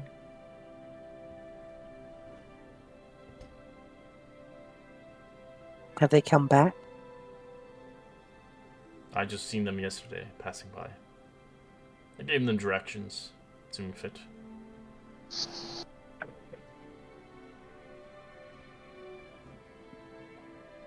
She looks upon each of you and kind of inspects. Is anybody a singer here? Does anybody actually sing or have a voice? She's rather intrigued as she begins to keen looking at you. You can tell me out of character your character doesn't sing. Or none of you guys sing. She just looks at each and every one Doesn't of you. sing, but Brad totally incites her. Sure. She's telling the truth. Yeah, Pax is not much of a singer. Neither is Lab. And neither is the old man. Neither is meant. But Fabian, you sing? Nope. Alright. Are you sure though? I feel like fairies might sing a little bit. Are you This sure? one sounds like a cat getting strangled by a cord. Feels that. Yeah, I have any idea what that sounds like. I was hoping I would find someone who could sing up my song with me, but it seems fit. None of you have those traits. I do have the ability to play a lute. She wants someone who to sing with her. I am not classically trained or trained at all, but if this is all you ask, I will endeavor a chance. You can try, but you'll have disadvantage because of the way you spoke to her. I told her the truth. I'm not classically trained, but I'm willing to try. No, before about the bridge. Oh, Oh, setting the bridge on fire. Oh, okay. Well, if he's smart enough to realize that, he'll turn to the group and it's like, anybody just try. It doesn't matter if you're trained or not, just try. She obviously has a prejudice against me from my previous. I'm willing to try, but it might not sound good. It doesn't matter. Try. She'll be appeased. Would you like to sing with me? I would love to hear your words. I've heard the Fae folk have great vocal cords. I'll sing with you. Alright. So attempt to sing her song. Roll me a performance check.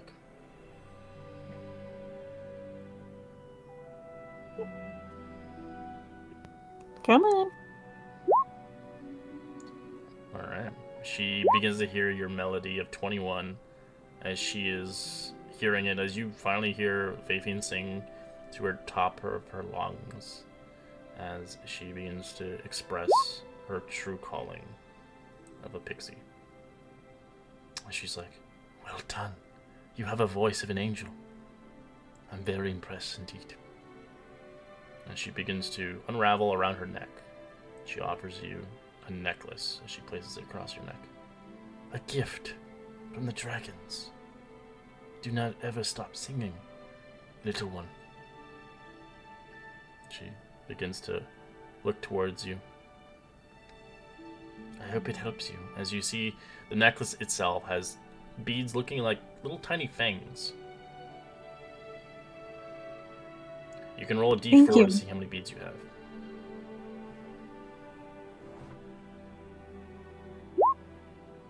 Alright, you have all 4.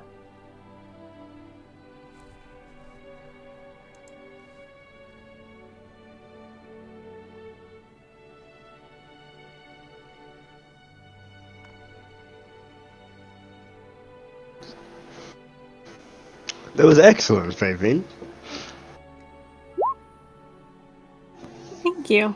As you look at it closely, you can roll an Arcana check on it. You get advantage on it for you, Faithful. 16. You realize what you have. You have a really powerful item. As you can it is a unique item to have. As you look closely, you wonder why she gave it to you as she begins to walk away. Safe journeys, and I hope it helps you out. As it seems fit, she used a few herself in the past years of owning it. As you have a necklace of prayer beads. The beads you have on you currently, you have 1 bead for bless, 1 bead for curing, 1 bead for favor, and 1 bead for wind walking.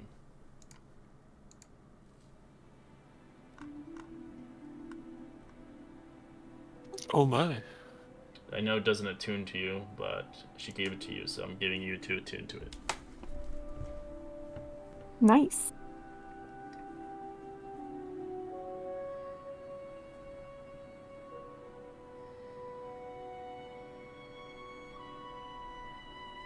And she disappears.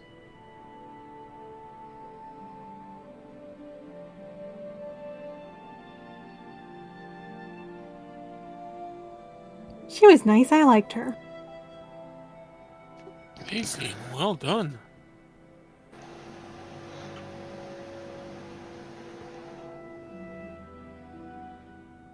And you said your singing was poor. I enjoyed it. It's quite good. It's good. Yes. Aw, shucks. And you actually rolled really well. It was an 18 check for the necklace. Damn. Good job.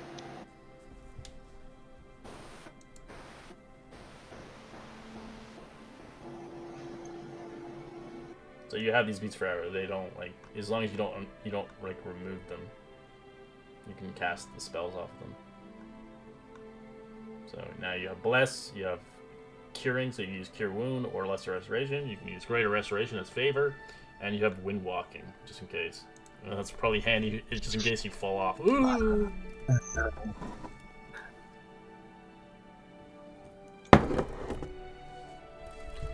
Alright, we're going to take a quick 5-minute break as you continue onwards across the traveling to the Sky Bridge. Sounds good.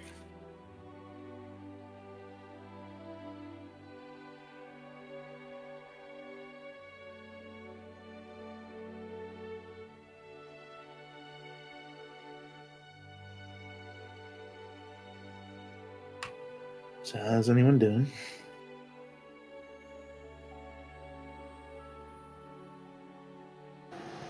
Could be I'm better. a little- How are you? Yeah, pretty good. Why could you be better?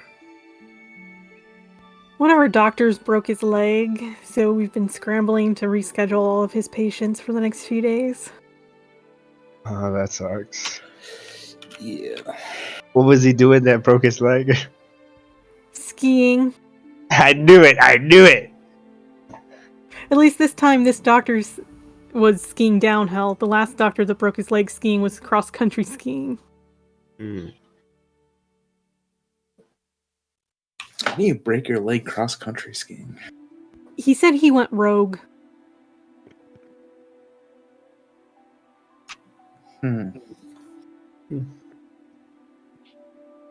Interesting.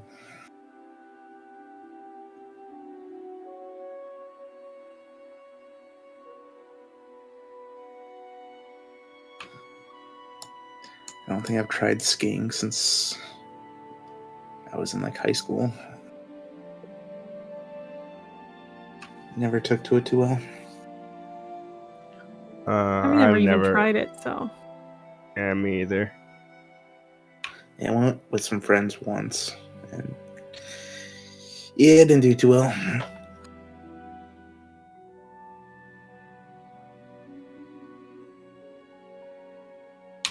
We had a name for when you like crash and like all your stuff went all over the place. It was called having a yard sale. Had a few of those. Like your skis go off in different directions and your sticks go everywhere.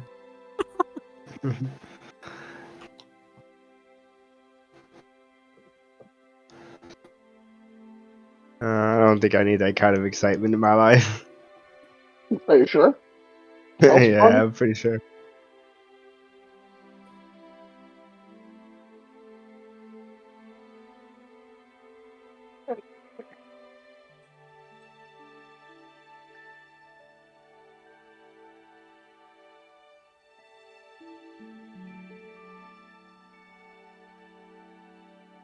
I hope we really don't have to fight that dragon. You know we probably will, right? I'm sure there's probably technically a way that you can get out of not fighting it. We have to, It seems figure it that out. way.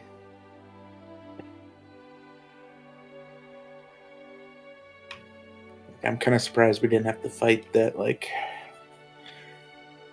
fiery like newt salamander thing. I mean, Yeah. I think in almost all, if not all of the adventures we've been to, there's been a way to deal with stuff without fighting it. Yeah, they're Yeah. In the A certain beginning, we didn't degree. get that. In the beginning, we just smack. We know better now.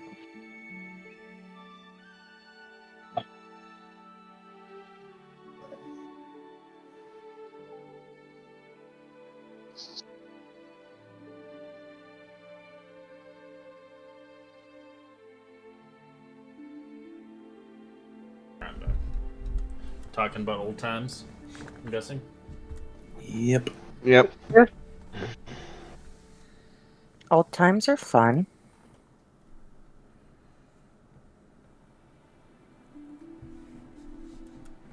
Now times are fun too.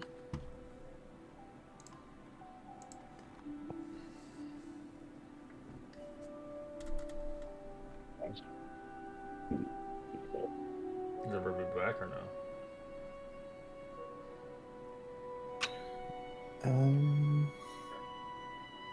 Maybe Just Mint. I know some of you guys didn't leave. Min's here. Okay. Then I Or think should be. everyone's back. I'm You guys here. not sit right next to each other anymore? He was there, he just didn't have his headset on. Oh, gotcha. Yeah, I was present but not in the game. Rude. Alright, so you guys see the sighting of Lamba Ula as you see it from the distance. The mists of the horizon parts, revealing a gigantic tree. So we're going to skip forward, as obviously 2 days have passed. As you see a mist of kind of parts ways, revealing a giant tree, thousands of feet tall in the highest branches, hidden by the clouds. The giant tree is rather kind of broad and bent and barren and lifeless around the vicinity. You can roll a history check from the distance. This is like miles away though.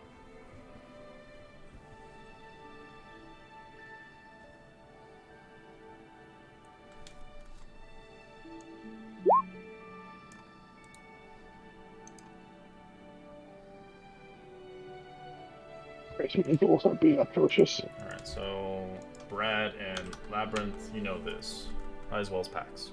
But you guys already remember from, obviously, the indication of what they had mentioned before.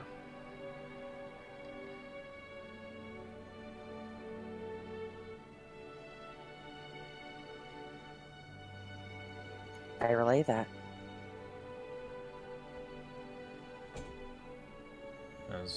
As you get closer into the landing, you do smell you see the side of the tree, but you do smell a heavy stench of ash, kind of in the air itself as it lingers. As it's hard to breathe around these parts. It's not clean air. It's not obviously giving you issue, but it is not clean air.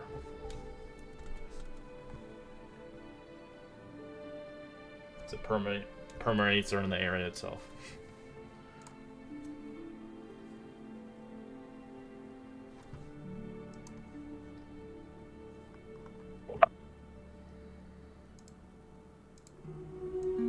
Brad takes his handkerchief and puts it around his mouth and starts moving forward.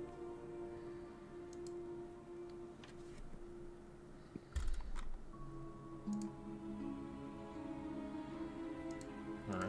As you guys begin to head here, you see once kind of a barren island expanding of networks and rivers, the mangroves of the forests. This now continent itself is now kind of a swamp, if anything. Tormented spirits haunting the island, especially ruined communities and the corrupted influences of blights that survived life. As you do see 2 sky bridges, the Flaming Everlasting, which you've traveled on, and then you see the Hope of Dagger, which is on the west side of the island.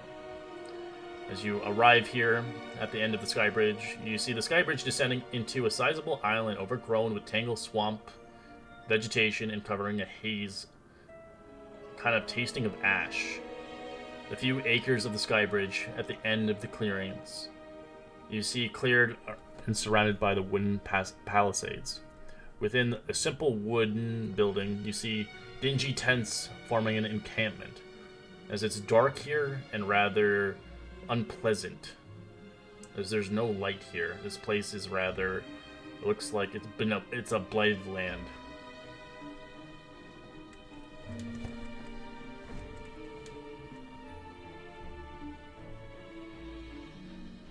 I'll cast light on my shield so I can see, provide some light for the group. Same cease. I pull out my bag of tricks. See what I get today. Oh, I get the tiger again. Yeah. I'll cast Dancing Lights. As you eventually arrive to a camp, as you do see obviously guards spread along the vicinity, as you see the final steps of courage, as you see spread out along the blighted landscapes of this poor isle itself. You can see the sky bridge ending, as you see wooden walls around it, holding tents, a few dozen soldiers and scholars, a mess hall, trading post, a few camps, amenities are here to work. As you begin to distinguish yourself, as you can see 2 guards up to you, kind of halting you. What's your business here?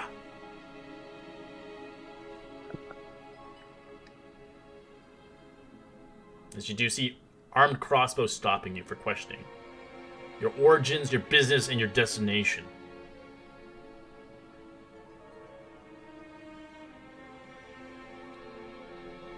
Well, speak. We're we're travelers from across the bridge. We're just on our way to Along Puno. You're here. But what's your purpose here? You know this place is damnated, corrupted by the undead. There's nothing here for miles. That's what we're here for. We're here to investigate it. See if there's anything that can be done. Investigate for what? The cause of the corruption? We are researchers from the Radiant Citadel. We have come in conjunction with your government to investigate the source of the corruption. Alright, man. Give me a persuasion with advantage. 18. Ah. Hey. The Radiant Citadel. Don't know of it, but if you're here for the investigations of the origins of this calamity, you're welcome to come in. But be wary. As you do see, obviously, sentries and people, obviously, around the vicinity looking at you as people are obviously finishing meals and interchanging, as you see a few sentry here kind of working around the clock. Welcome towards the final steps of courage, our campsite. There's nothing here for miles, no cities or towns. You guys maintain the protection here to guard the bridge? Aye. Noble cause. How long have you been here? What have you seen? We've been here for a few months. Undead, specters, creatures, burning trees, and swamp-like creatures. This place is damned. I told the people we should break it off from here. But they see fit hope to replenish this place from what it once was. Now, is this place an island? Yeah, it's Is an it in island. the They're water? islands, they're all islands hooked together. So there's like another island and another island and another island. That's how it is. And these are What big. is the water like to your east?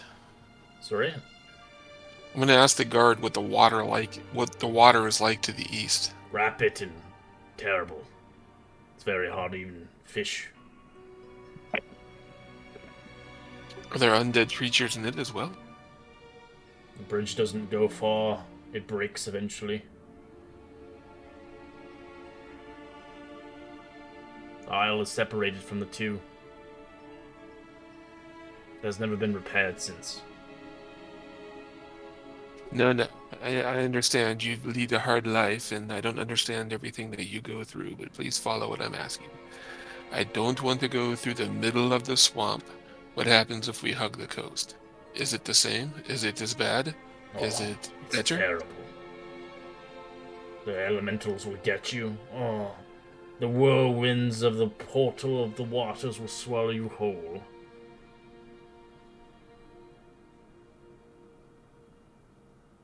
Elementals, primordials out there, huh? Okay. This place is damned, if anything. I'm not even sure why you've been here. What are you gonna do? Investigate the source of this corruption. I thought we told you that just a minute ago. Get yourselves killed, though, if anything. Then you can come and loot our bodies. I'm not going near you if you farther past this encampment. It's dangerous out there. We already lost a few men due to specters. Is there a better time to travel, day or night? Doesn't matter. Fair enough. Do you have any rations for sale? We only have so much. You're interested in purchasing, since you're here to help, we could spare you some. A They- few days great. would be They nice. give you 2 rations worth of food. Each. Yeah. As you can see, they have a small encampment of 40 men, a couple veterans, obviously in them as you You've seen it as you do eventually hear a heavy sound alarm of a horn on the camp south gate. As you hear sentries, "I've come in! I've come in! We need help!" As they shout out loudly. What do you guys do? Activate my guns. Poo poo. I go gorilla. I cast flame arrows. What's incoming? As the fucking dead. Well, you're gonna do anything and you stop them or not. As they begin to run in that direction. Go.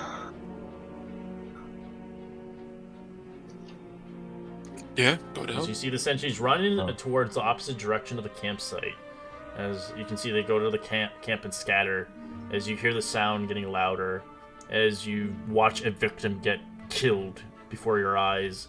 As you kind of go through the brush lines and tree and the campment in the distance. You can see several tortured looking incorporeal undead creatures attacking the camp in the south.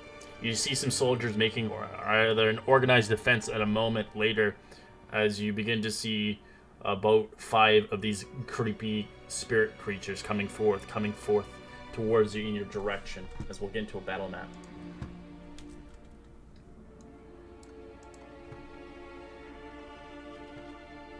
You can rearrange yourself as you see fit. I will put light if you don't have light on you. I can use light. I need light, please. Yeah. I'm using dancing light. I'm just putting. And because Make it easier. Go ahead. my astral visage actually gives me a vision in 120 feet. Okay. Both magical and non-magical. Okay. Alfie, light. Is that it? Okay. Alright.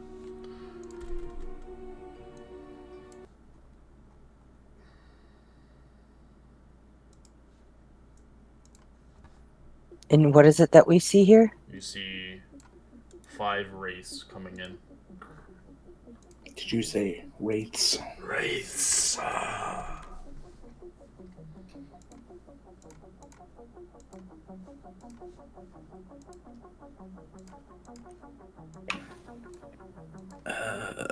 The old king, so no.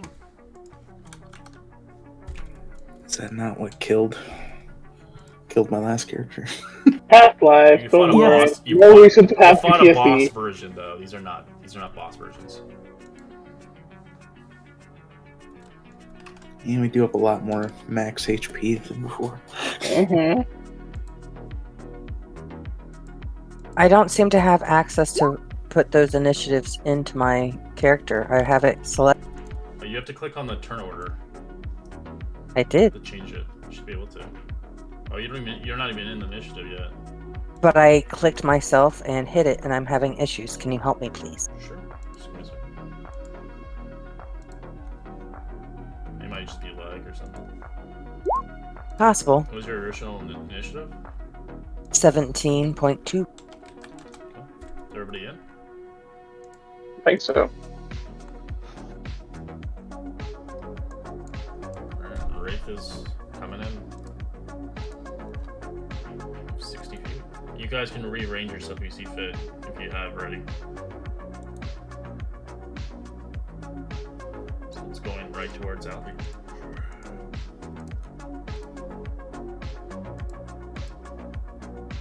It's gonna use his Drain Life ability. 20 to hit?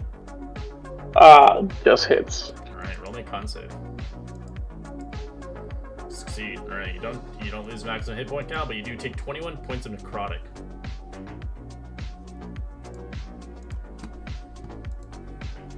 I don't like necrotic. I can't resist it. As you start aging So there's- a little older. I have 1 extra point. So I see a guy going after my friend Alfie that I'm gonna stabby. Sure. That's good. I'm gonna go ahead and smacky. They'll And that's my fury of blows. Alright, I'm gonna hurt. Ooh! Crit on the last one. Whoop.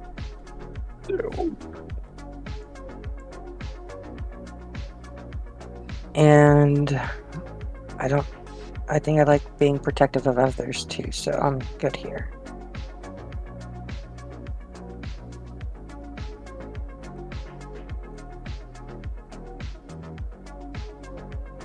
That's terrible. That's a scary ability. Create Spectre? Ooh. It specifies if the creature is within 10 feet of a dead no longer than a minute as they died violently, as it can control the character's body and attack with it. Eek. Ooh. But also cool. Yeah. Right, Fafian, you see these horrible creatures as you get PTSD from, I guess, weeks ago or a month ago or whenever you had lost your friend. Okay, I'm going to cast haste on Brad. Alright. Ooh, that's gonna be insane for you now. Lisa. He's still. Oh, gives me 2 hit point or armor class. It gives you an extra attack. It gives you +2 AC. It makes you move faster. Double movement now, I believe. Just makes you. It makes you all good basically. The only downfall is if Fafi never gets hit and she fails her obviously save, you get stunned for a whole. You get stunned for a while basically. Well, let's hope I don't get hit. As well as when the spell ends, she does get really tired, but that's just for roleplay. Mint. Mint is going to take a step here. He is going to cast a spell. Aura of Life. Okay.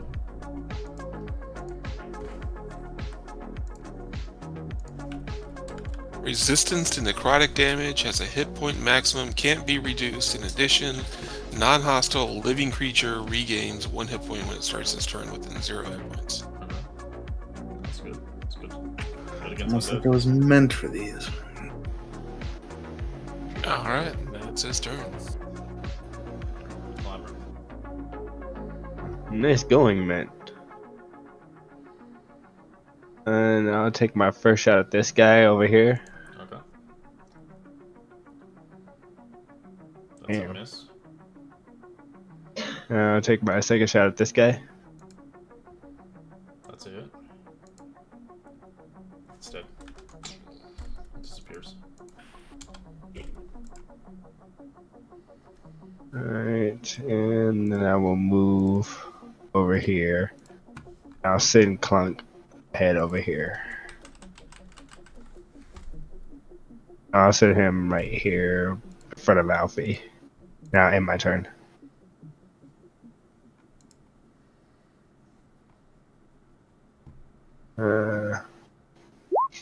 This one is going to move 60 towards. Oh, these are weird angles, so it doesn't matter. Okay. As it is going to attack you. Sentinel. Disadvantage. Sure. It's a miss with a 14 as you punch it. Double disadvantage somehow. Alright, Pax. You see a bunch more moving in that direction.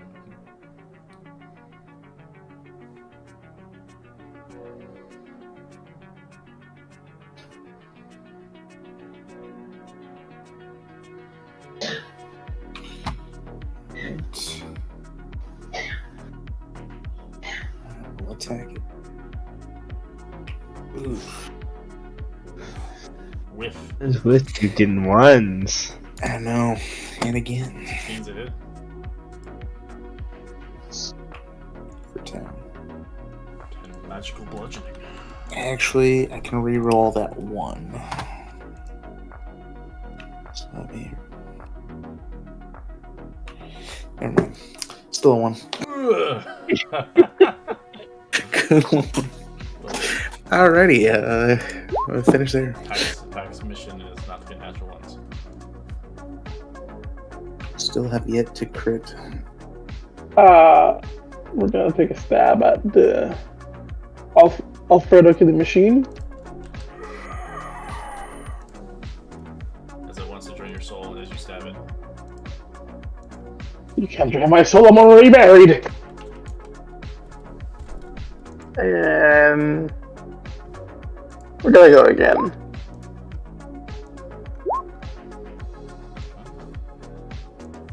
That is going to be it. Alright, the next one begins to make its way. It's gonna go for Brad.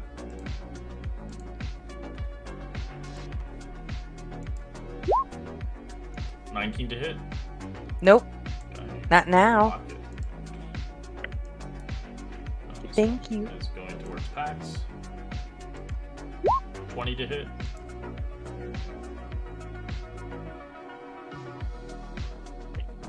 Pax. I'm sorry, what was Does that? 20 to hit you? Yes. Alright, so you don't have to roll the con save because you have this thing protecting you. So you're not losing any maximum hit points. You also take half necrotic damage because of this thing. So you take 17 necrotic halved. I like this thing. Mint's energy is kind of sourcing most of it out. I do naturally have necrotic damage resistance. You take a quarter then. Congrats. I didn't think they stacked. They do. Oh, nice.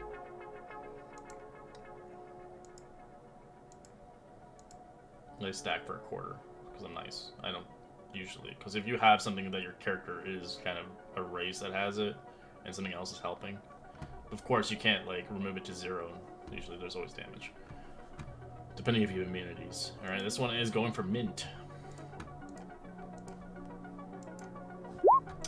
19 to hit. Hits. All right. You take half as much damage, so instead of 25, you take half of that. So 12. Well, con save. Succeed. Alright, Brad. So I look surrounded, if I believe I'm correct. Yes. I'm gonna attack the guy to my east. This one. Stabby, stabby. Extra attack because of my haste at stabby. Yep. Then double. How's he doing? Um, Oh, double doing that some crit. math right now, but yeah. It is getting fucked up. He's like nearly dead. I'm gonna use a key point and smack the guy to my east and then to my north. Okay. Do a long smack, like a whack whack. Natural one. Yeah, that was to the north guy. Still alive, but very hurt as you're just destroyed. This incorporeal body's unable to kind of keep its image very well.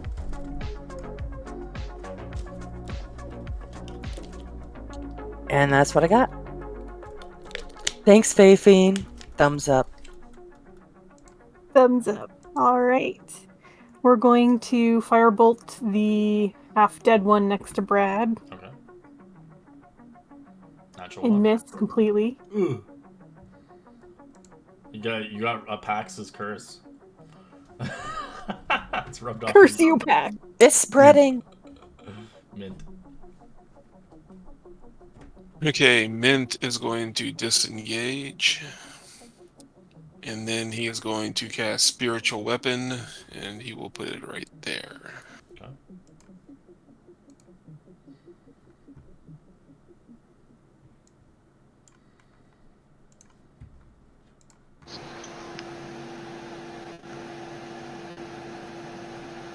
Attacking the weak one. Okay. Force damage. You've vanquished it.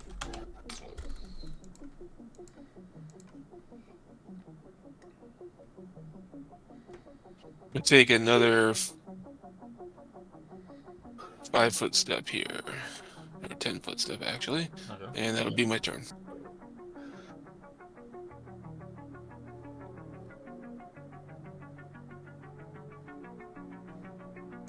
Labyrinth. Alright, I'm gonna fly up 20 feet. Fly. Yeah, at level 10, I made boots of flying for my 4th infusion. Okay. And I fly up 20 feet and I rain down some fire arrows on this guy. Okay. That's a hit. That's also a hit.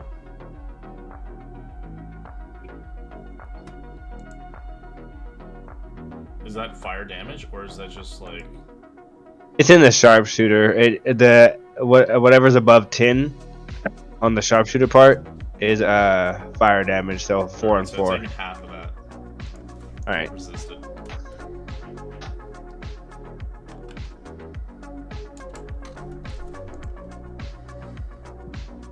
All right. Now I have Clunk run up and punch him.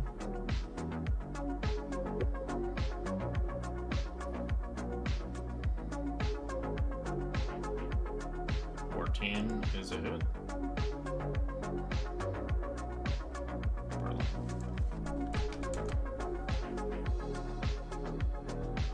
I mean, in my turn. This one is going to pick targets, either packs or it's going packs. It's going to drain them. I'll give disadvantage to the first attack. Yeah, 15's a miss.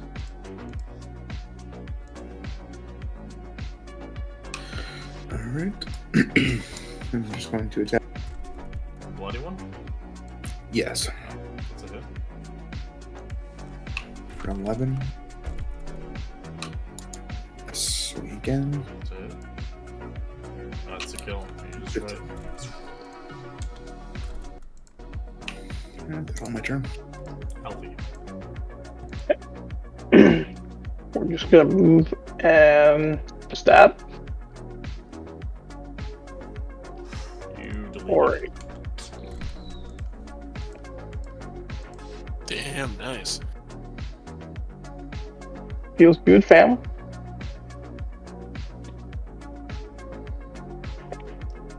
You still have your second attack, so you can move over to the other one. Oh, there's another one. Yeah, it takes the packs. Oh, somehow I did not see that one. Yeah, it's very camouflaged. I will take a stab at it. We need it for 7. Alright, it's gonna pick between the two of you. And it's going for you, Alfie. Oh, 21 to hit. that hits. Alright, take half the damage, so 17 halved. Necrotic damage. In necrotic. Yeah, it's still necrotic. It's just halved because of his radiance is helping you. Brad's just gonna go ahead and run up here and stabby him. Okay. That's a hit. Shing. That's also hit. That's a 12. That's a miss. Gonna smacky. That's Just a single smack, no key.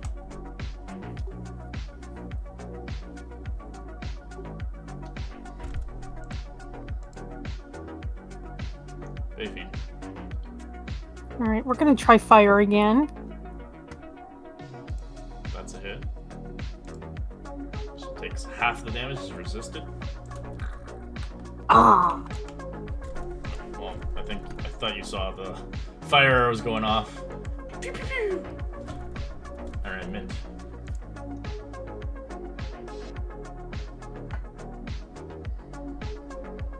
Okay. So I'm gonna move this here and attack this guy.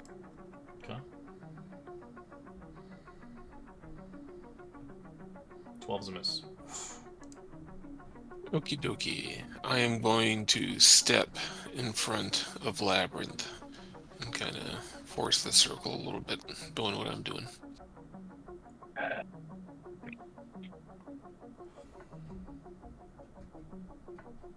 I'll fly over here. 5, 10. I don't see any more. 15.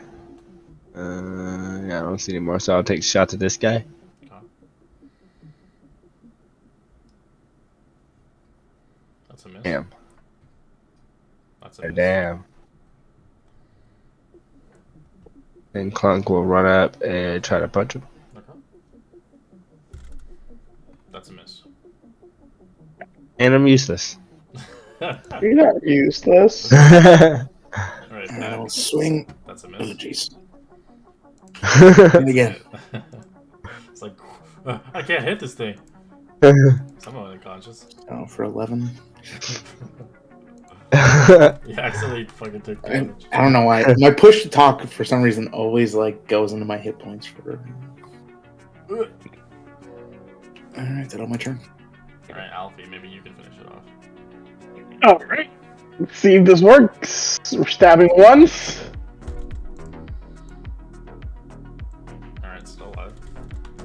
Stabbing twice. It's dead. You vanquish it. And Brad just falls back and doesn't move for a while. Good work, Brad. Are you hurt, Brad? Oh, no. Faye kind of gave me a shot of goat juice. I fight really hard. Barely hurt. Didn't get hurt. I feel good. Just Goat juice tired. is bad for you. Go juice. I love it. Brad knows That's what better. I'll call that spell from now on is go-go juice.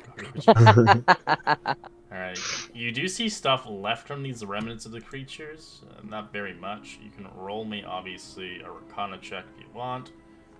As you begin to look around, you see the remnants of these sad and uncorporeal race. As they were once human long ago, torn and ripped apart to the ages. As DC's at 15, you do obviously figure out, you can see rates, obviously are incorporeal figures, such. You can obviously, the issue with this is it requires spirit paper to basically sap its energy and harvest it properly. It is a very potent source of necrotic power. Potentially make curses. So you need Don't have any spirit paper. Nope. I am unfamiliar with these practices. Oh, I guess if we ever come across some, and we need dark energies, we know where to find it. What is its potential? What would it do? In the land of Thay, they would use wayward spirits, tragedy, and grief to make something called a dread ring, or curses. Mint arcane power of the necrotic, of the necromancy school. It could level whole cities, if you get enough of them. I can see why you left there. A pleasant business. Pretty shitty. Yeah, the land of Thay, I believe, has 9 dread rings. That is 9 too many. Wouldn't it be great if someone destroyed them, right? I float down.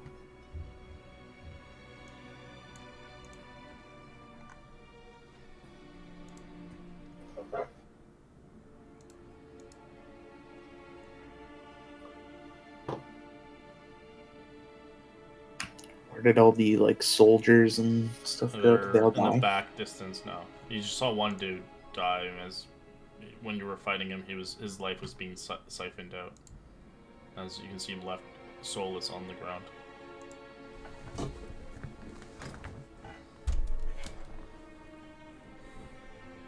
Pick up body, take back to camp. I'll look for that guard that we were talking to, or that whoever the leader was before. Head back, heading away from the south. Obviously, kind of post Zoomfit had been ran over by these spectral creatures. As you eventually head back towards the sentries after the sound horn ended.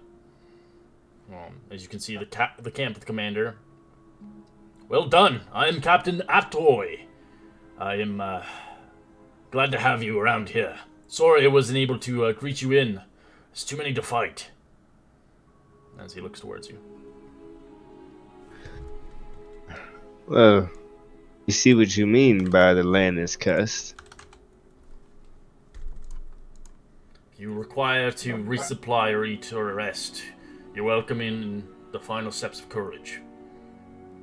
We've been camped out here for a while, trying to make a safe settlement, resettle here once eventually.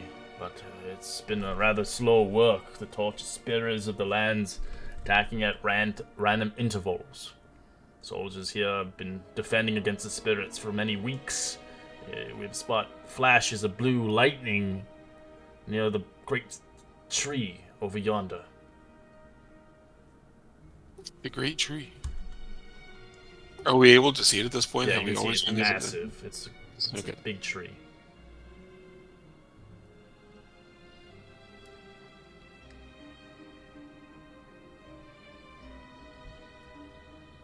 That is where the legendary creature lures. We believe it's what the legends call the Pangrigol creature. We've only seen it a few times across our views across the skies, but it's never attacked us. How long have you been here, Captain? Been here 2 months. But I'm not. If you were trying to get to that tree, what route would you take? Well, it's no easy route. You'll have to go through the Weeping Paths, then eventually through the Sora of Zenith. And then, if you make it through there, you'll head towards the Bangaleth Pinu, where the force lies. It's not no easy route to make it there. You could try to fly over across, but you might get shocked by lightning or an elemental creatures. It's a dangerous path to lead there. What is your purpose to go there? The place is damned and burned to the ground. Nothing lives there. Only the undead.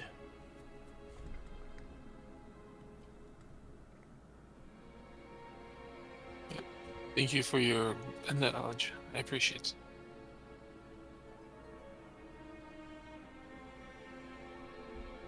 May we make camp here for the night before we continue our journey? You're welcome, yes.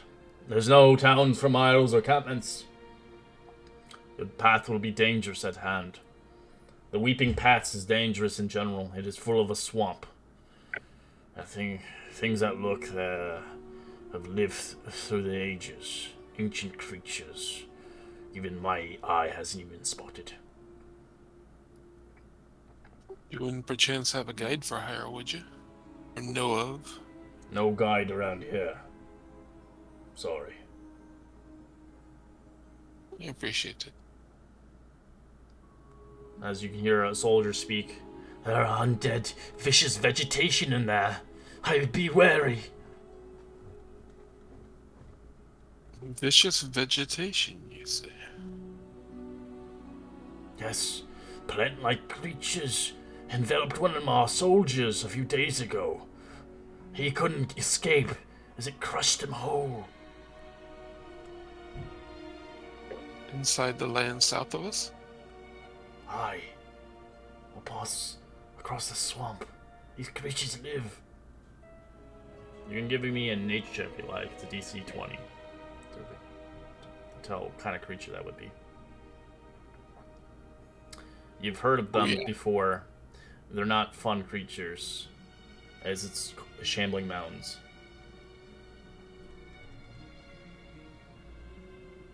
Oh.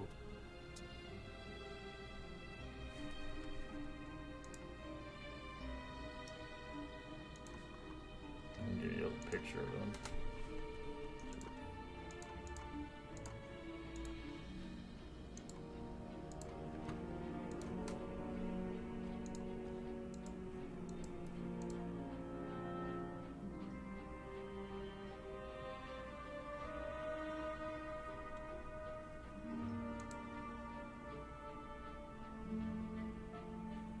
So I critted that roll, so I'm assuming I know what this thing You is. do know what it is. But I mean, the fact that one lives they tend to live in rather dying lands, as they're creatures of origins from death, decay.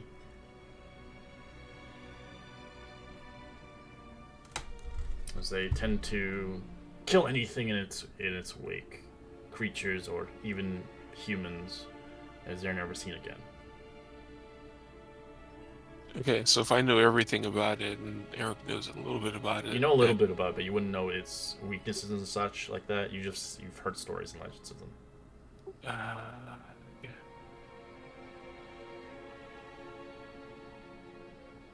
You've probably read a book maybe a few times, but they are horrible creatures. As you can hear them swapping stories of obviously camp inhabitants, of starving stories outside the world after being attacked, sharing their meals, and obviously giving some great insight. As one tells you, we had a group of scouts, troops. They returned from the ruins, from the sorrows of Zenth. That place was hatred, vegetation.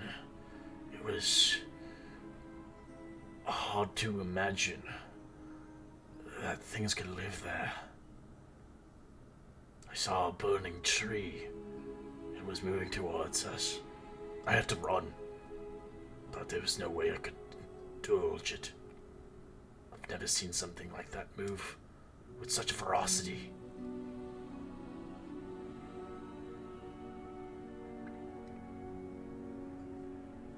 As you guys remember, as you were told that tree ants do exist around these places, but they've specified these tree ants they're no longer living.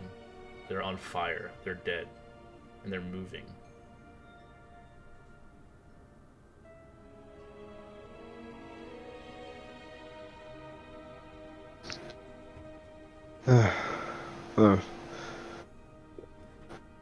Do you guys have a smithy around here? We have just what we can do. We have a smithy, a small anvil, a couple of fire. It's like a very small and poor. They even have like a thing to sharpen your blades, but it's not big enough to really kind of craft anything big. Could I make a couple of rings for a spell component? Yeah, if you want to take some downtime. We're staying the night, aren't we? So you still Or have what a long time is day. it of the day? It's a new day, so it's only been, I'd say, the Mhm. afternoon right now at the point. I'll just work as long as I can until like nightfall. Sure.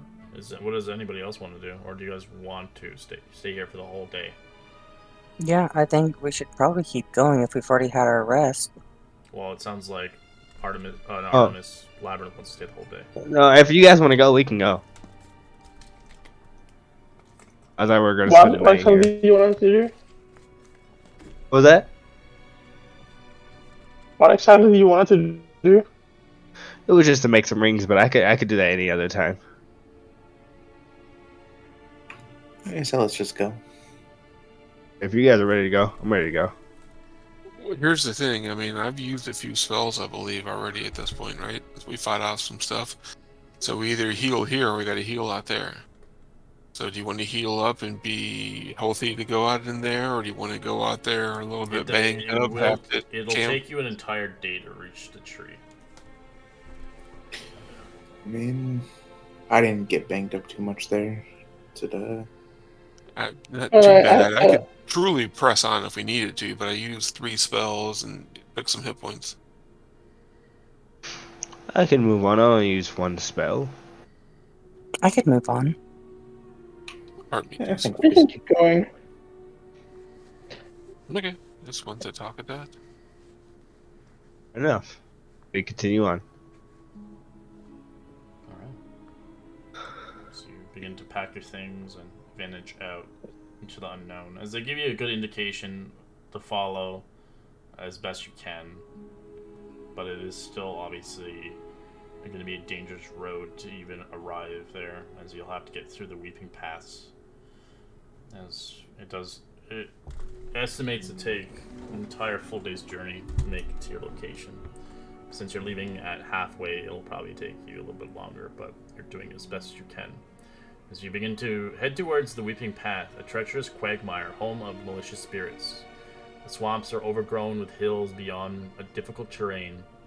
At a normal pace, you can move obviously 24 miles, but if you want to go at a faster pace, you can move faster, but it can be a little bit more dangerous. I would like to make sure I'm stationed in the front. I have extra movement. I currently move 50 foot squares or 50 feet a turn. So I want to Doesn't well stealth for this. or It's survival a or. swamp right now, so everything's difficult terrain. You're going in water. Oh, I get that. But yeah, you can be the frontliner. You're probably the face of the I party. just wanted to stay 20 feet ahead of the group, Okay. exploring wherever we're going. Did you have your tiger with you? Yes, of course. As you begin to travel beyond the camp, the ash heavy air closes in. Decayed ruin and everywhere you see. You see murky water flowing through the endless swamp. In the mildew vines, you see kind of rotting roots and swollen mangroves. As you see, rather, the banyan trees dying and wilting away. As you do see things swimming in the water as you walk through it.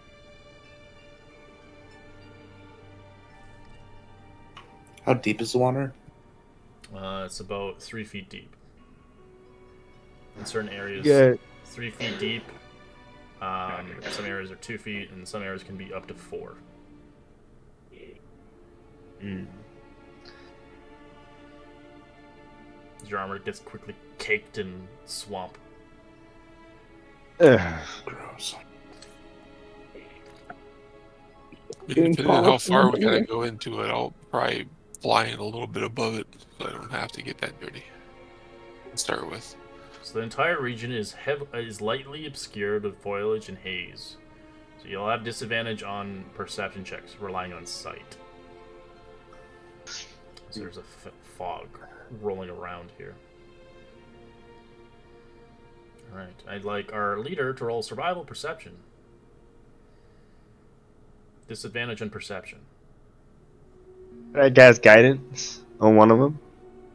Yeah, if you want. What do you Our want? guy's guidance on the one with disadvantage. Natural 1. Doesn't matter. Right. You begin to track through, obviously trying to keep very agile around the vicinity of the place. As you begin to move for 3 miles as you travel across the Weeping Path. Because you're not really perceiving, as obviously the fog and the gnats and the bugs are obviously getting in your eyes and they're rather annoying you. So you just kind of begin to push forward further in there. I'd like Brad to roll me a d10.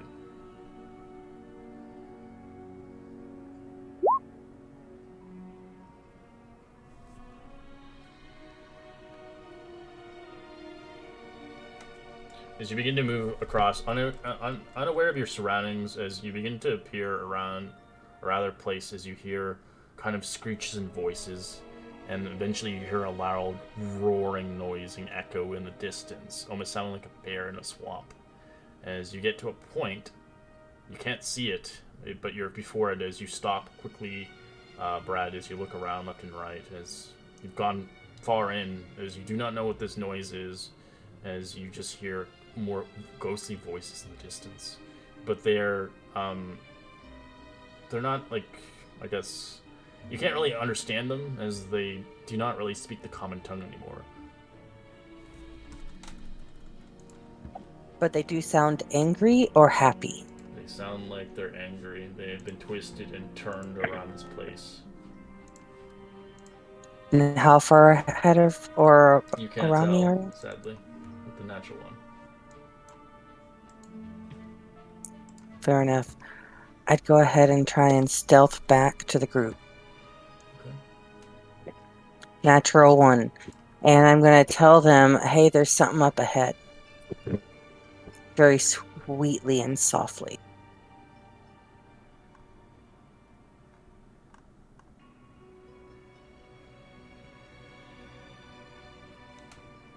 I'm assuming everything out here is hostile, so just prepare yourselves. I fly up a couple of feet. Sorry, I have to put the lights on here again. Boop, boop, boop, boop, boop.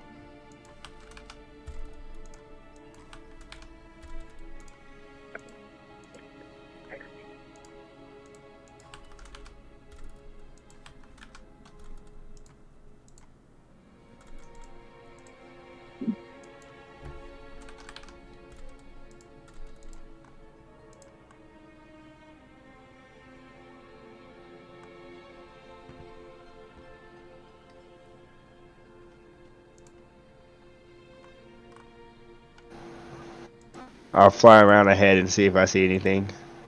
Sure, roll perception disadvantage. Ooh. 20. You do see something moving, a purple hue of something of an essence in the distance. Something over here.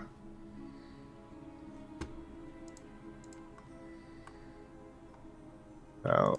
Over where? Point off in this distance. I'll fly up another 20 feet, so now I'm 40 feet up, and I'll start edging over here. Alright. Activate my gorilla. Alright, you move closer around the area. You do see more globules of purple essence of spirit creatures going through things. As they seep through, you can see spectral of a creature, once a beautiful, majestic bear, now rather a corrupted creature of its former self.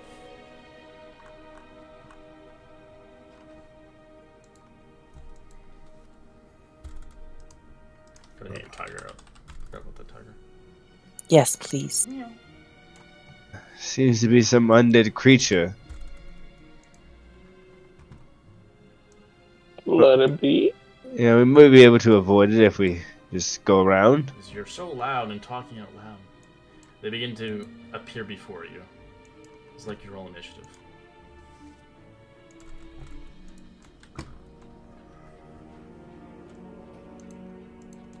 Oh, that looks dope.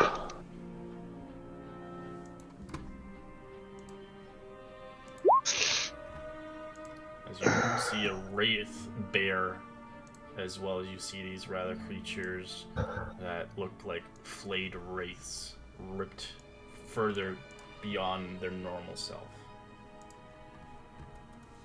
A wraith bear? Wraith bear, yeah. That's fucking dope. He's bearing that curse.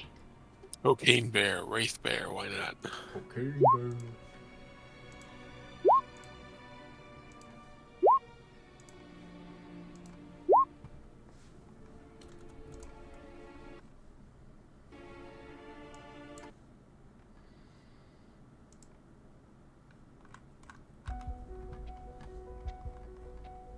Everybody in? Let's do this. Think so. Brad. I send the tiger into the wraith bear. Okay.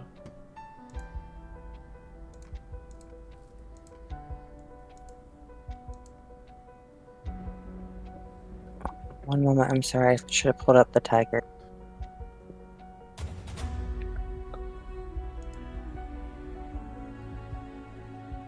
So sad. It has detect relatives.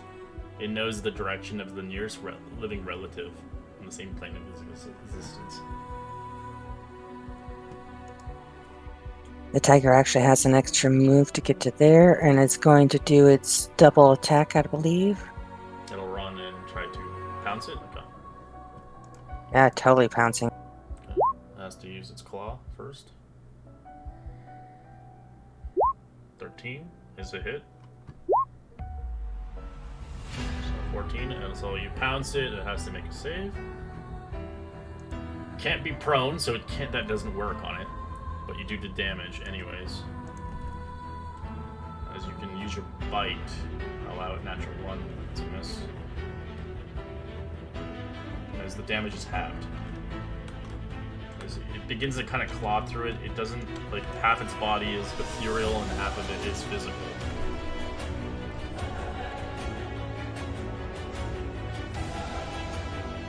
I'm just proud he did it so well. I have my extra range, so I'm just going to go ahead and movement. I'm going to go ahead and move here and stabby this guy. That's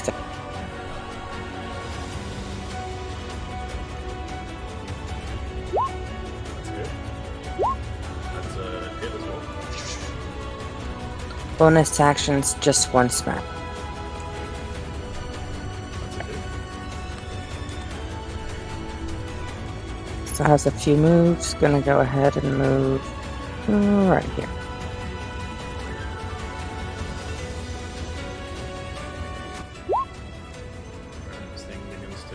move, hover a little bit in your direction. Glad that you're high up, so you're fine. It'll actually pass you by, Brad. You can attack Bob if you want. Would Actually, love you know, to. you have to reach at 15 feet. You can actually.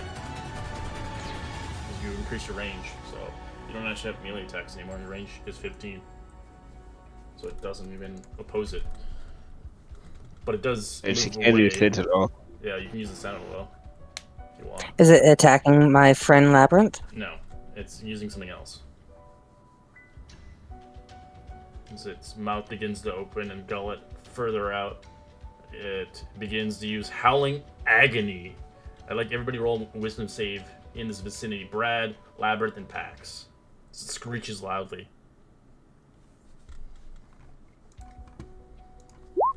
That's a fail. Ooh, I don't think that I can do about it.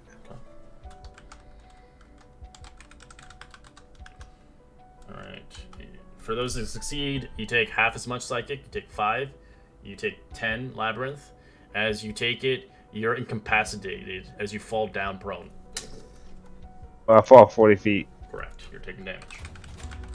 Hey, Take 11 points additional. I'm sorry, so I passed and I take half You of take 10? 5, yeah, half.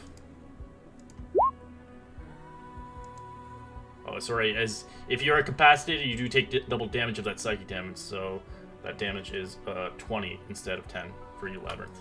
It's so powerful it hits your brain. You're incapacitated until the start of its next turn. Alright. Wouldn't that account for next turn though? So, sorry. Because he wasn't incapacitated till that hit him. No, if Didn't if he failed it, it does double damage. Oh, gotcha. Because Gotcha. it's so loud, the screech. Alright, Bayfiend, you see these terrible creatures. These are vocal cords to do some massive damage. Oh boy, this is fine. I can only see one of them.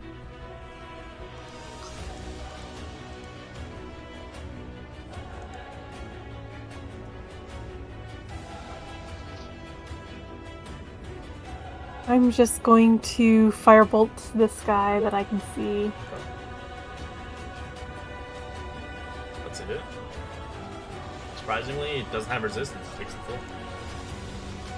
And then I'm going to move up 20 feet. So.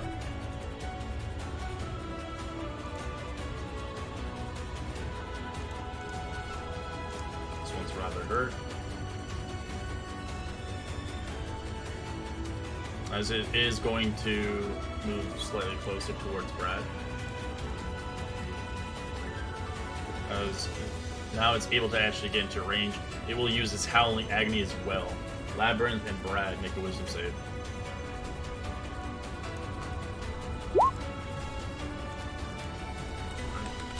Take half damage. 4 points of psychic. As it gets closer to you, it'll use its 2 attacks, because it has 3 attacks. Brad. Claws. Do I still take double damage since I'm still incapacitated? Yes, you do. Alright. double the 4 or toward the 8? It's just doubled. That's all it is. So he failed it, so it'd be 8. I passed, I think. I got a 20. Both attacks miss you, Brad. 14 or 11.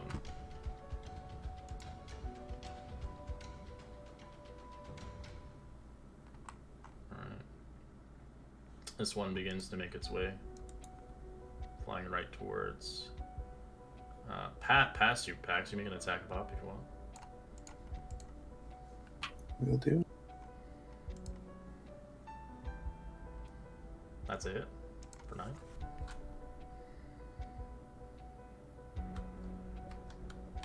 Okay. As it's going to use Howling Agony again. Pax, Mint, Alfie, and Fafian. How high are you? 20 feet. You get hit as well. Roll me a wisdom save. Alfie fails. So So Alfie, you'll take the double damage and you'll be incapacitated. The Okay. rest of you succeed, you take half as much. So you take 26, Alfie.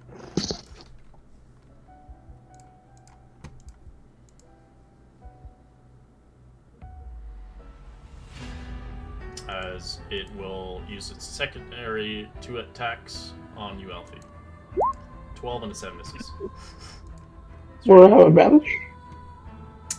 No, incapacitation doesn't give you advantage. Okay. It just makes you Incapacitated. able to take actions or reactions.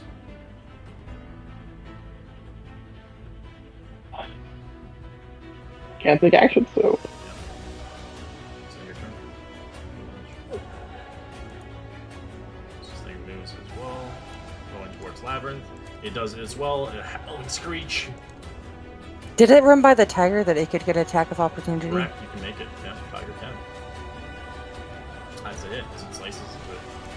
Half damage. So Brad, Labyrinth, and Pax.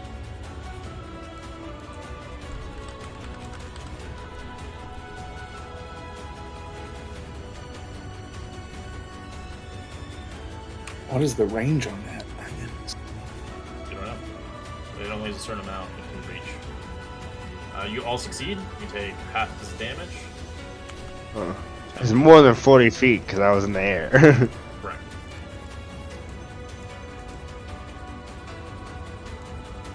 So you take half of that, 5, and then it makes 2 attacks in Labyrinth. While he's prone. 24. and 17. Sentinel. Go ahead.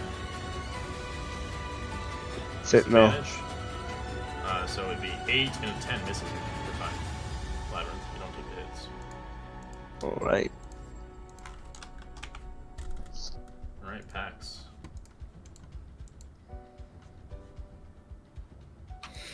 Alright. I will cast Spiritual Weapon. Have it attack this one.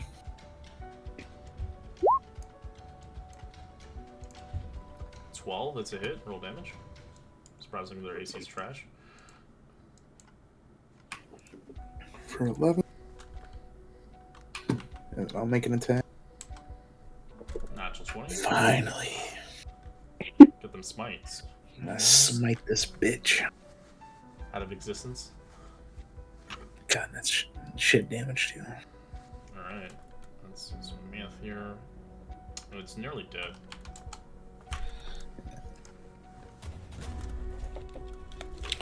So 18, 26.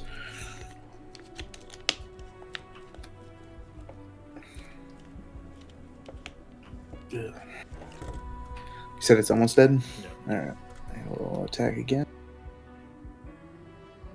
26 is it. For 12. Still alive, but barely. Alrighty. Alright, Mint. Oh, Clunk's back there. Hi. Clink, clink, clink. I forgot about him. Okay, I'm gonna cast a spell on this guy in front of me.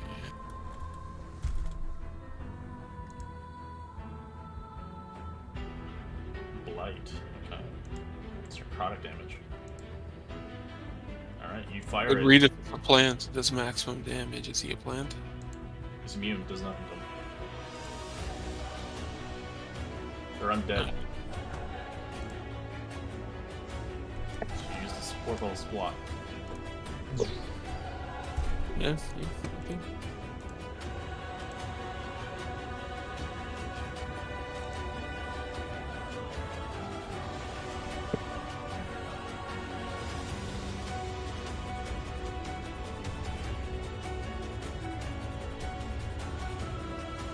Okay, that's what I got. Alright, Labyrinth. You can't do anything, sadly. You can use your movement to get up, though. Can't use an action or reaction.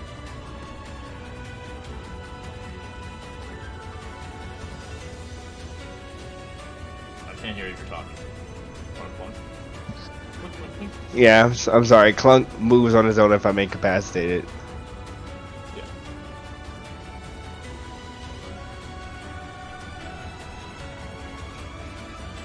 I'll punch this guy. That's it. Roll. And that'll be the end of Lab's turn. Do you want to use his movement to get up or no? Oh yeah, I use my movement to get up. Alright. Bear time.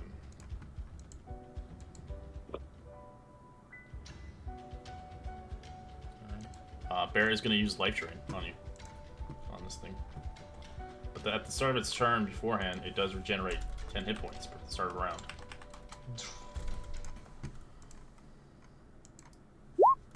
16 to hit on the tiger. It would hit. Alright.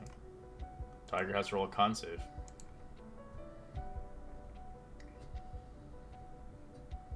Fails. It takes 25 points of necrotic damage into its maximum hit point count. Doesn't really matter for this thing, but we'll just say it takes 25 because it's just a summon. Down to 27 hit points.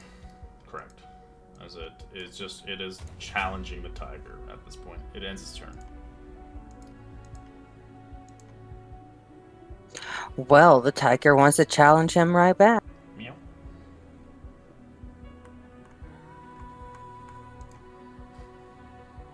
Okay. Brad, what do you want to do? I'm trying to update the tiger thing. Sorry, it was okay. giving me problems. So the tiger is going to do a double attack, I believe. The bite and claw. Does it have multi-attack or only one attack? Oh, you're right. It only It has only the gets one. the attack when it pounces, but it has to move 20 feet in a straight line. Or Gonna go with the claw then. 12 is a miss.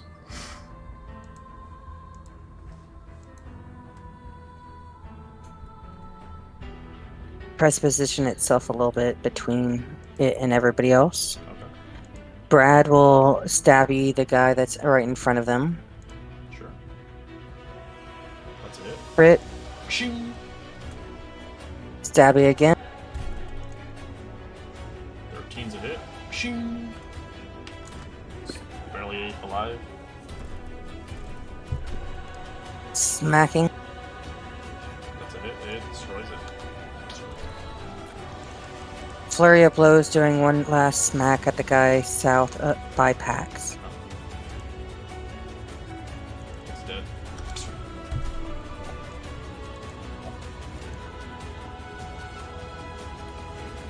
Okay.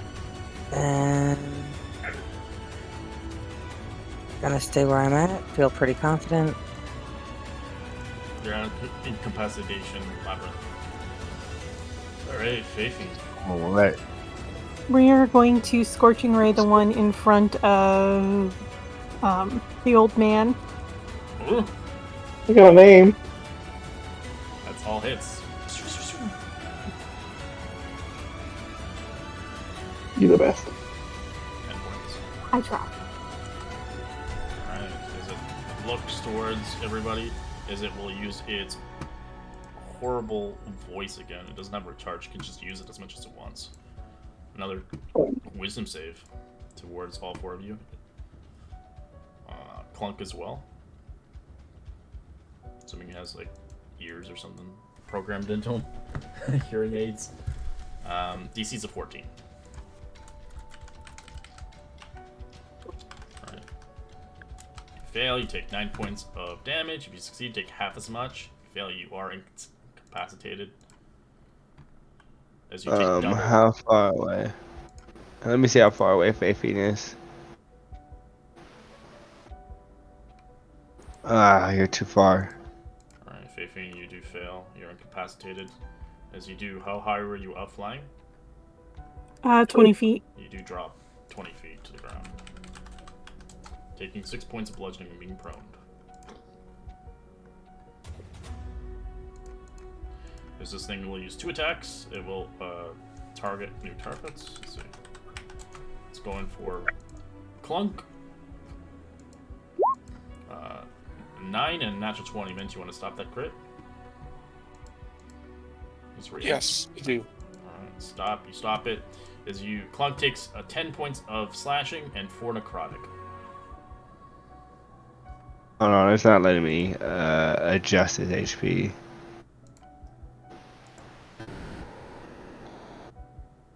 this. What was that? I heard a mic that sounded weird. That was weird. Alfie. So I'm all incapacitated, so I can take my turn, right? You've at the end of its turn, yeah. So the incapacitation's gone. Yeah, you're welcome to go again. So we're gonna swing at it twice. 12 is a hit. Roll damage. 8.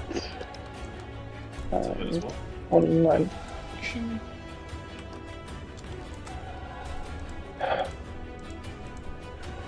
Should I?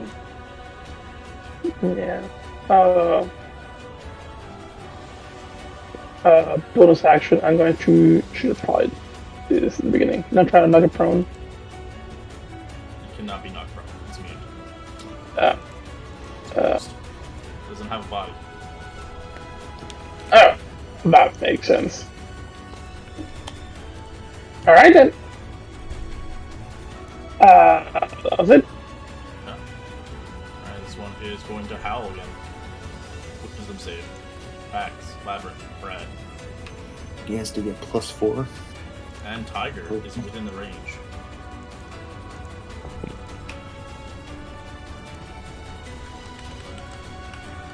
Tiger fails. No, there you go. You guys are fine. You take half as much damage. Ooh, that's a lot. Tiger takes double because of the incapacitation, as it hits it for 30. Then it'd be dead. It's gone. But you guys take half that damage. So we'll use its claws towards Labyrinth. 2 attacks. 16 and a 14 is a miss.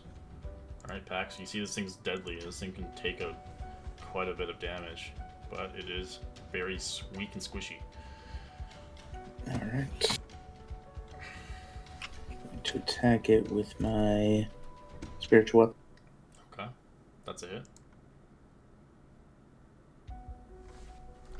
6. And then attack with my maul. 22.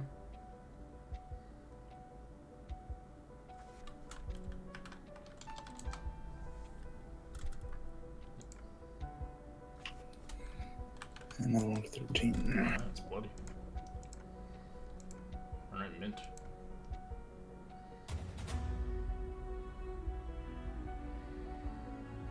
Okay, Mint would like to toll the dead on the one in front of him. Okay. Radiant. It's Total Dead can't be Radiant, it's necrotic. You don't want to use Radiant, you want to use the other one instead. Yes, I want to use Sacred Flame. Yes. It fails with 9, and you do 16 points of radiant damage. It's gone.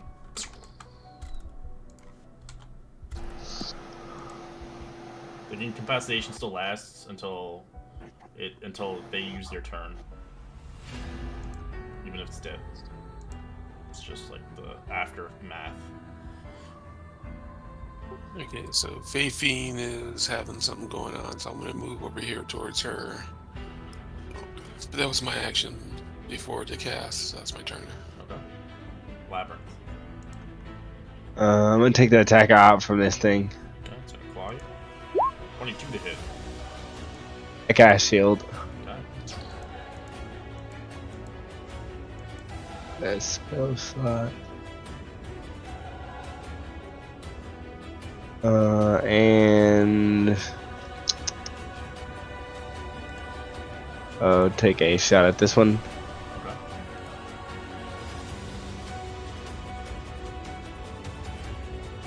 That's a miss. That's a miss.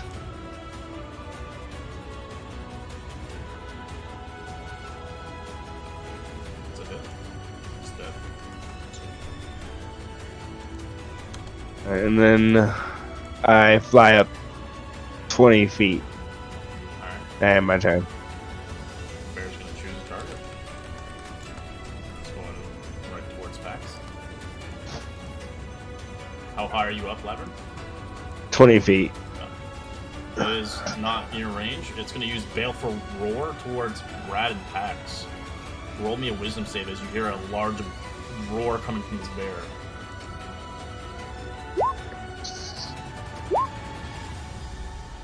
Is that with the +4 packs or no? Yeah, that's the +4. 14? Okay.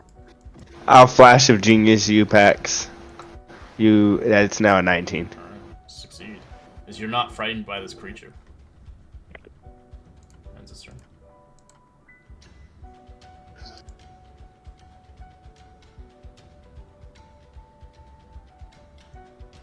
Brad. Okie dokie, stabby, stabby. 12 is a miss. 13 is a hit.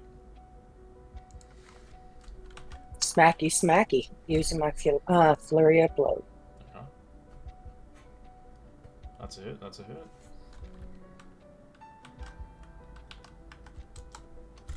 And kind of shifts just a little bit.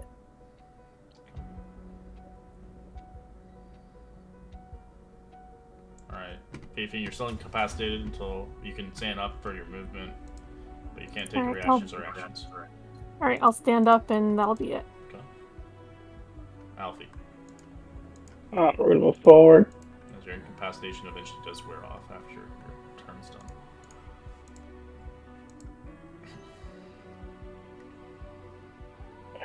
More.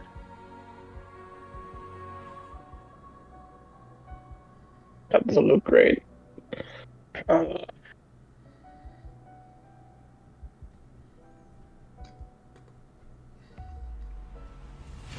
We're gonna take Lab. We're gonna let Lab take the shot.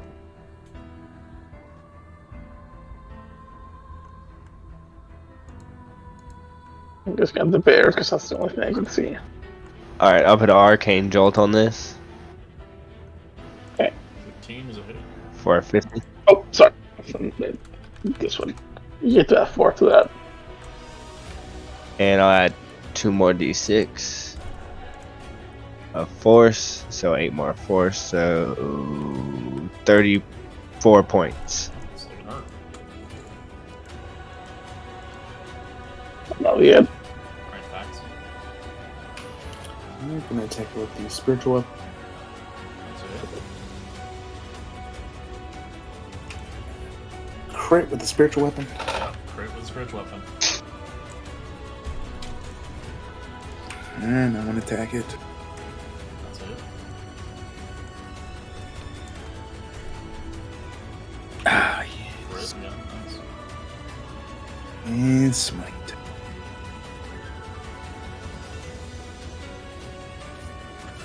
For 32 damage. Still alive, but very hurt. Janky. Beautiful attack. Well, that is scary as fuck, so I'm going to Sacred Flame him. Dexterity.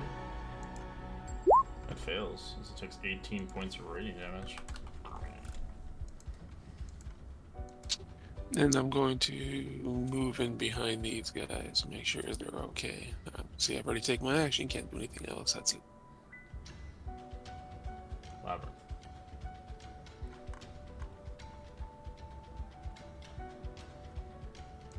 That's it. So you kill it. Destroying it and making it rest its peace as you win your combat.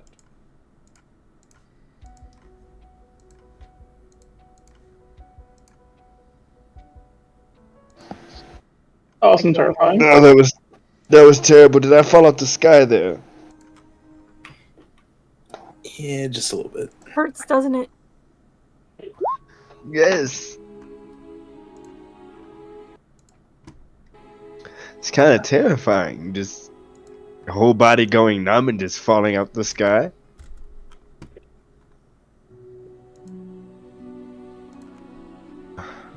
And that'd be disconcerting.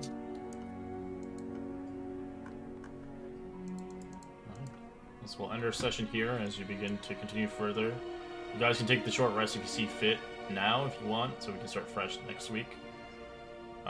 But if you don't, you can continue forward. Oh. I'll take my short rest. Well, it has to be declared to everybody, so. Yeah, let's take a short Yeah. rest. I think. Short rest sounds Short good. rest. Sounds good to me. Alright. reminder on payment if you haven't paid, and we'll see you guys next week for another Journey of the Radiant Citadel. It's going to be tough. I was hoping that everybody was here. I'm playing around with some new monsters, so you see those weird color border ones. Those are new ones. They're not the typical normal wraiths. They're a little bit more tougher, but they're manageable, of course, since they're not super tanky, and you can actually hit them for really low numbers. But I will see you guys next session and see what you guys are up to for the Radiant Citadel. Have a great week.